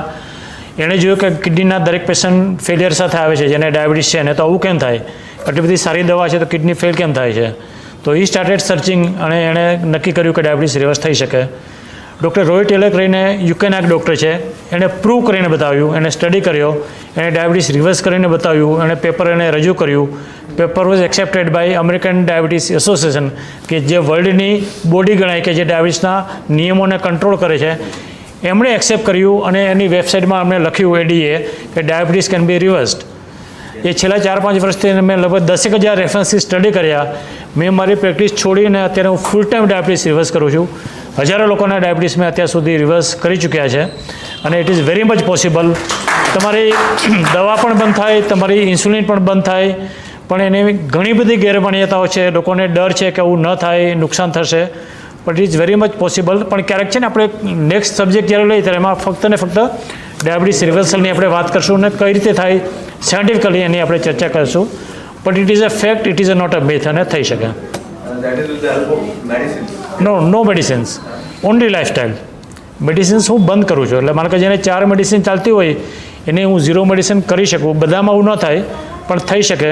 ઇન્સ્યુલિન જેને ચાલતું હોય એનું ઇન્સ્યુલિન 25 વર્ષથી જેને ચાલતું હતું એનો પણ આપણે 0 ઇન્સ્યુલિન પર આપણે લાવી દીધા. મેડિસિન્સ જેને 6 ચાલતી હતી એને આપણે 1 પર લાવી દીધા. ઘણાને 0 પર પણ લાવી દીધા.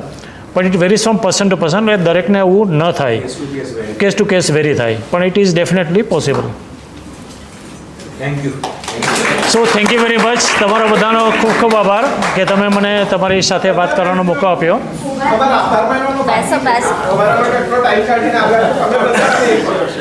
ના, પણ આઈ થિંક તમે આભાર નહીં માનો તો ચાલશે. આઈ થિંક નમસ્કાર, મારું નામ તેજલ ડાબી છે. માતૃભાષા અભિયાનની સભ્ય છું. અને આજે અઘરો વિષય કે છે ડાયાબિટીસ, બધાને બહુ હતું કે શું હોય શું નહીં. એના માટે ડૉક્ટર કિરીટે આટલી સારી અને સરળ ભાષામાં આપણને બધાને સમજાવ્યા અને સારો એવો કિંમતી સમય આપ્યો. એના માટે એમનો ખૂબ ખૂબ આભાર. અને થેન્ક યુ. અહીંયા આવ્યા અને અમારી સાથે આટલો સમય આપ્યો એના માટે તમારો બધાનો પણ ખૂબ ખૂબ આભાર. હવે તમને એમ થશે કે માતૃભાષા અભિયાનની એક્ટિવિટી વિશે વાત કરી ઋષિભાઈએ શરૂમાં, તો 17 પ્રકલ્પો જેટલા છે, બધું છે, તો એના વિશે તમને ક્યાંથી માહિતી મળે? તો માતૃભાષા અભિયાનના સોશિયલ મીડિયા છે, ઇન્સ્ટાગ્રામ છે, ફેસબુક છે, ટ્વિટર છે. તમે લોકો જે પણ યુઝ કરતા હોય એના ઉપર તમે ફોલો કરી શકો છો. એનાથી એને અપડેટ રહી શકો છો કે હવે શું થવાનું છે, એમનું ગોઠડી હવે ક્યારે થવાની છે, પરસ્પરનો પ્રોગ્રામ ક્યારે થવાનો છે, આ રીતે. તો અમારી સાથે જોડાયેલા રહેજો. તમારા બધાનો ખૂબ ખૂબ આભાર.